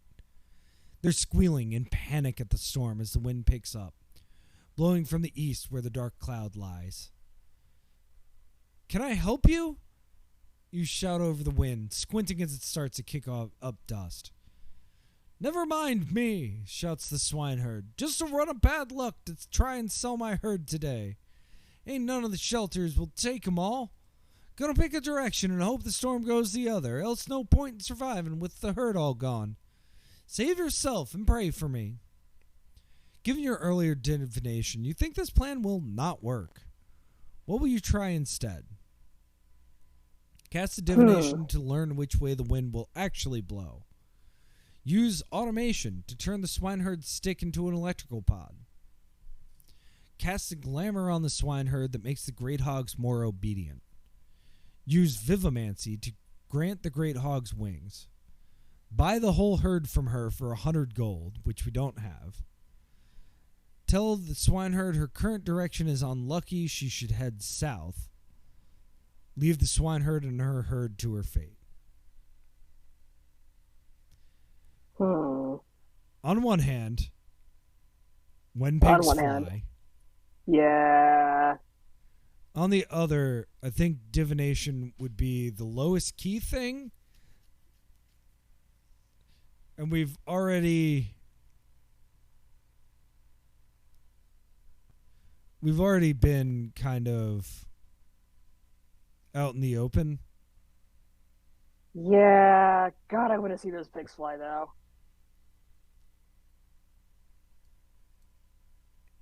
J-Ram. I know. I know. No, you're right. When Let's, the swineherd turns her back on you, you draw energy from the grass around you, pulling hard since it'll be dead soon anyway. You then channel that energy back into the herd of great hogs, chanting Aviana, Oroba, Volanta, Porcos. Huge feathery wings erupt from the dozen great hogs at the same time that they become visibly smaller, their mass turning into wing muscle. Good Abraxas! The swineherd said, staggering back as a great hog takes to the air. The great hog squeals with joy and beckons to the other great hogs to do the same. The delighted beasts take to the air and squeal their glee. What did you do that for? The swineherd demands. Well, for one thing, you should be able to take a shortcut across the river Namos to the north now. You say, but for another, I just wanted to remind you that impending doom is no reason to give up your sense of whimsy. Laughter gives us courage. Increased humor. A great hog overhead chortles in response. Do you expect me to thank you for cursing my herd? The swineherd demands angrily. Who will buy these magic-tainted beasts now? She shakes her stick at you. I'm going to tell everyone about you. I'll see you dead. She runs off back towards the town, abandoning the herd altogether. I'm sorry. I'm sorry. No, you made a very strong and passionate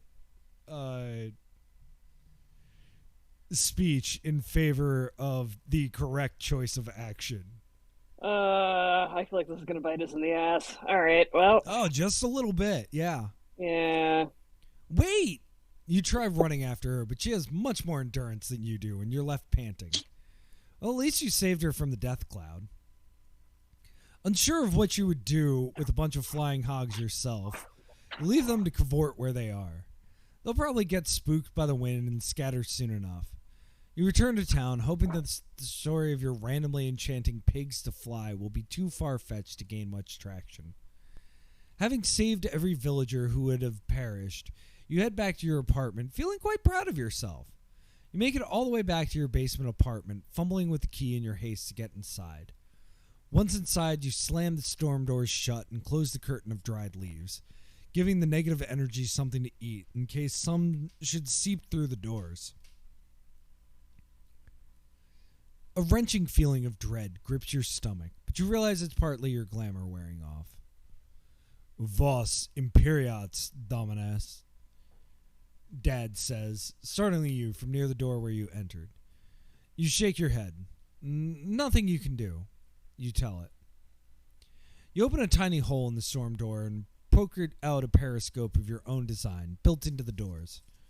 You watch as the black and purple cloud engulfs the whole town, building by building. At the cloud's touch, flowers wither, trees drop their leaves, and wooden shutters blacken as though charred. Finally, the cloud comes for your building, blocking your view of anything but its own darkness. You quickly retract the periscope and shutter the hole. All you can do now is wait and listen to the strong wind buffeting the exterior walls, and the sizzle of the wood and paint in reply. You try studying one of your magical tomes, but your eyes just dance across the page. You can only think of your failure to protect the town. The next day is spent rebuilding and replanting, an effort that the whole town takes part in. You pitch in as well. The physical labor is good for you, as is getting to know your neighbors better. Gain fighting, gain charisma, gained adoration. Hey. Townsfolk fix wooden gates that have been eaten through, dig up withered grass and plant new seed, and slaughter livestock that won't have enough to eat in the coming months. And then, as is traditional, there is a party the next day to celebrate everything the town still has. The market square is festooned with colored paper streamers and lit with red, orange, and yellow glow bugs swarming about, illuminating the gathered townsfolk.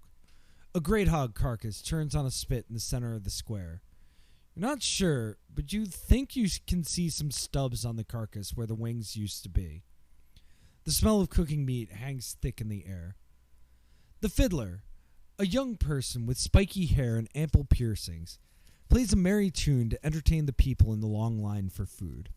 An area to the side is cleared for dancing, and many Acrotonians are already reeling through the tunnels of hands and do-si-doing around their partners.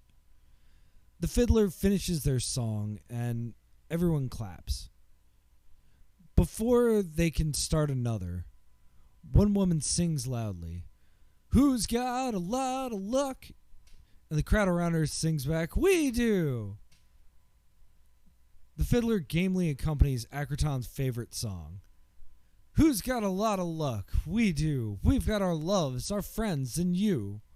The world is broken, but we've awoken to all of our treasures true. We thought the world would end. Look now. We've got a lovely world, and how? Smiling faces and warm embraces will happen anyhow. Who's got a lot of luck? We do. Loved ones and good companions true. If once again the world should end, we'd start this song anew." What do you think of this crowd's song? Honestly, I kind of love it. This is very cute. Well, I like the theme of trying to stay cheerful amid sadness. It's oversimplified. People aren't never-ending fonts of cheer. Needs more cowbell. I mean,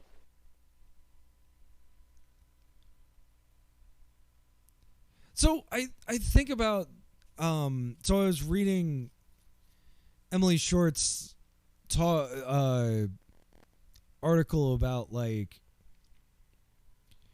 rebalancing B. oh yeah. And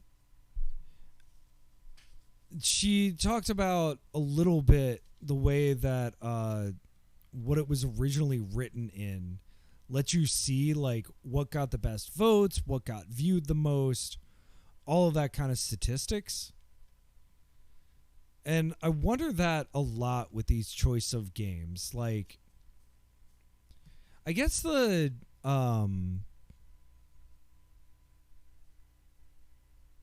let's go back. I guess the percentages of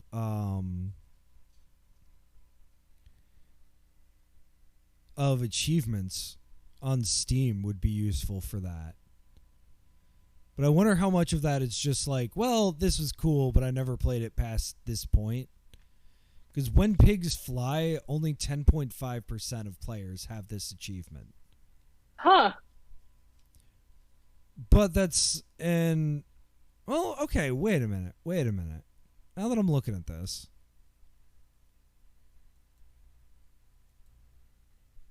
So let's go through this a little bit. Only 40% of players turn someone into a tortoise. Yeah, that was kind of a shitty thing to do in retrospect. 60% of players got the golem. 50% of players went back for something else. 44% of players taught Seer Marie real magic. 40% of players used divination to save an individual from the death cloud. So I wonder how many people, like, that doesn't say how many people got to that point or, like, got past that point. I don't know. Interesting. But only 10% of people made their pigs fly. So I'm just curious, like, that is an obvious choice. And, like, I wonder, I was talking to somebody about, like, Dungeons and Dragons. And they were like, yeah, I just want to tell a very serious story and, like, really inhabit my character. Oh, God. And it's, like, interesting. I just think it's a game to, like, tell poop jokes with your friends. Yep. And it was interesting talking with them about that. Because that's almost exactly this. It's like, all right, do we want to inhabit a character, or are we just going to pick the, like, meme? Genuinely, using that word correctly, the meme answer. Well, I mean, in terms of practicality, we're trying to max out humor this run, right? I mean, that's true, too. Yeah, sure. Oh, hey, it's an achievement. Nice. Oh, God. You run from a table of instruments and grab a cowbell and hammer. From the top, you shout. Who's got a lot of luck? Bong, bong. We've got our loves and our friends. Bong, bong. The bong is bong Ken, but bong a bong Ken. Bong, bong, bong, bong, bong, bong, bong. You enjoy the cowbell, and it shows. Pretty soon, everyone is banging along with you on the nearest surface, and when the song ends, everyone applauds. Fun! Increased empathy, increased humor, increased adoration. The fiddle player goes back to improvising. You spot Tal at the head of the meat line, dressed in a dusty crimson tunic and wearing her purple stuffed monkey noodles, with his floppy arms tied around her waist. She sees you, smiles, and waves. Can't hear what she says to the man handing out the meat, but in response, he gives her an extra big slice of pork. Tal comes over and offers to sit with you. Are you going to eat the pork? Yes? See, why not? Like, do you not see why not? I mean, no, sorry, I do, but in this particular world, No. This was an ethically raised mega hog, whatever they called it. Right, great hog, dire hog, as it were. Are you concerned about the potential effects of eating possibly what's it? Modified. Yeah. Okay, fine. Let's maybe skip this one then. On the other hand, if she came over with an extra big slice of pork, it was for us. It seems a little rude to turn her down. Yeah, no, all meat is great. That's fine. Look, if the townspeople are going to suffer, we'll suffer with them. Tal offers you some of her pork and you share. So, what have you been up to since we got back? You asked Tal. I got a hunt that's been giving me trouble. Dodecapede descending from the mountains to eat crops. I've tried twice now to follow it to its lair, but having 12 legs apparently makes you a crazy fast climber. Follow the tracks into some mines, then I lost the trail. She glances at you, then nudges you repeatedly. Eh? Wanna come? Wanna come? Huh. Do we want to be a bro? Or do we want to try to make some paper? Or are we just going to be a nerd and stay home with our books? I mean, absolutely be a bro. The question is, didn't we seem to be fine financially? Yeah. Didn't we say that, like, Tall mother was sick or something? Maybe. That sounds about right. Yeah, let's just do it for free. It's not going to hurt us, and tall rules. I'd be happy to help, you say, free of charge. That's what friends are for. Tull gives you a hug. Oh, thank you. I knew I could count on you. You know that Tull grew up poor, and she's still constantly She still constantly lends money to her mother that isn't always repaid. So she must be grateful that you didn't ask for a share from the hunt. Increased tall relationship. What have you been up to anyway? Tall asked. Actually, wait a minute. I think I know. You shrug. Yeah, exploring eldritch mysteries, peering into the heart of truth itself, and accumulating enough power to rule the world. You know, like you do. You say it in a low voice, so only Tal can hear, and she giggles and gives you a scandalized look. You shouldn't joke. There are any number of people in this town who kill you for what you are. She nods to the dancing, laughing people. You suppose she's technically right, but it's a little hard to believe at this moment. You notice that Tal has finished her plate. The fiddler is playing a peppy tune.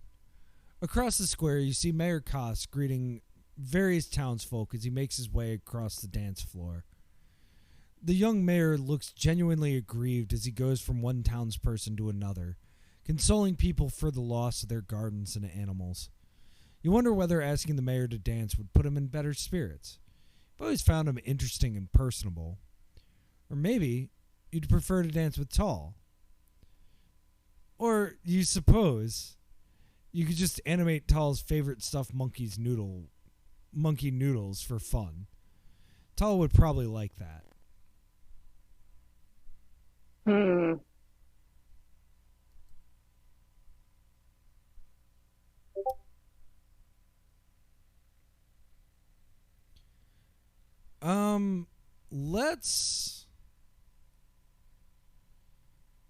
Let's talk to Mayor Koss. Yeah. I'm gonna go talk to Mayor Koss, you say. I need to get ready for the hunt tomorrow anyway, Tall says. Good seeing you.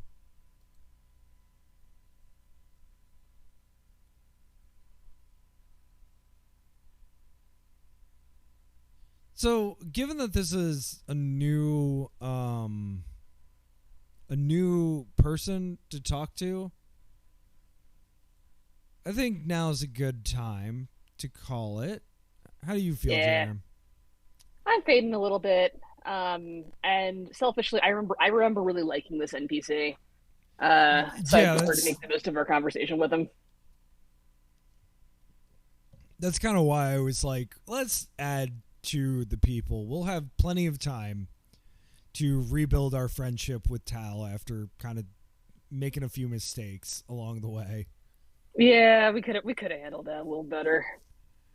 Um, so you play these games more than I do. Mm-hmm. Closing it, it'll just pick up where we left off. Yep, that's the beauty and the annoying part about choice ofs. No saving. Just your autosave is what you got. Well, you know me. That doesn't bother me. So let's do a quick recap of all the things that we have done. All right. We are Quooks, Tam's daughter. We're a bookish, spectacled woman with brightly colored feathers in her hair, wearing a shimmering cloak and some sparkling garb picked up in an ancient academy. Our magic looks pretty weirdly in order. So we're best at Vivimancy. We're almost as good at divination. We're pretty good at glamour. We're okay at automation, and I mean, our negation could be worse.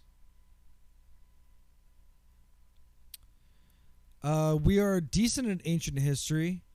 We are bad at fighting, and we're good at subtlety and charisma. We're pretty even between optimism and caution. We're pretty empathetic, and we're pretty much on the side of humor. We're in a good relationship with Tall, a middling relationship with Mayor Koss and the church, and there Really are talk to three him. undiscovered relationships. We are adored by the kingdom. So I thought that this stat, just reading it, was our feelings towards the kingdom. It seems like that's the kingdom's feelings towards us. Yeah, people do seem to like us. We got a lot of stuff in our inventory. Most interesting to me, the dragon egg. Oh yeah. Um, I'm also offended that Dad is in our inventory. What? No, he's his own golem. Come on. Seer Marie is one of our students. We don't have a pet, but we did. Well, we can do plot points. We've accomplished a lot here. So, since our break, we flew up the coast of the Negative Sea back to Acroton. We created 2 Fleone and freed them into the woods to go breed and do Fleone stuff. We told our parents that we now wield great power. We met a hat seller but bought nothing from her. Seer Marie told our fortune with Calic cards. We taught Seer Marie real magic. We stopped the thief who stole from fruit seller Fran. We saved the little girl from a death cloud by convincing her to climb down from the bank. We saved an old man who mistook us for an angel. We saved the swineherd from a death cloud and made pigs fly. And we agreed to hunt a dodecapede with Tall. And now we're about to aggressively and with our newfound power hit on Mayor Koss when he's like absolutely distraught. I'm sure that'll go fine. Seems fine. So, man, that's a plan. That is a real plan.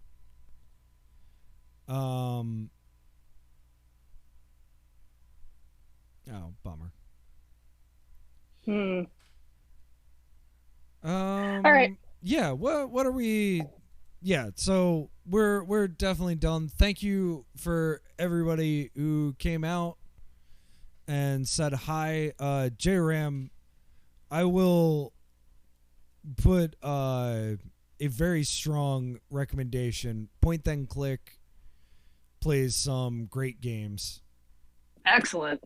I'll check them out. And she's pretty fun. Nice. She plays, unsurprisingly, mostly point and clicks.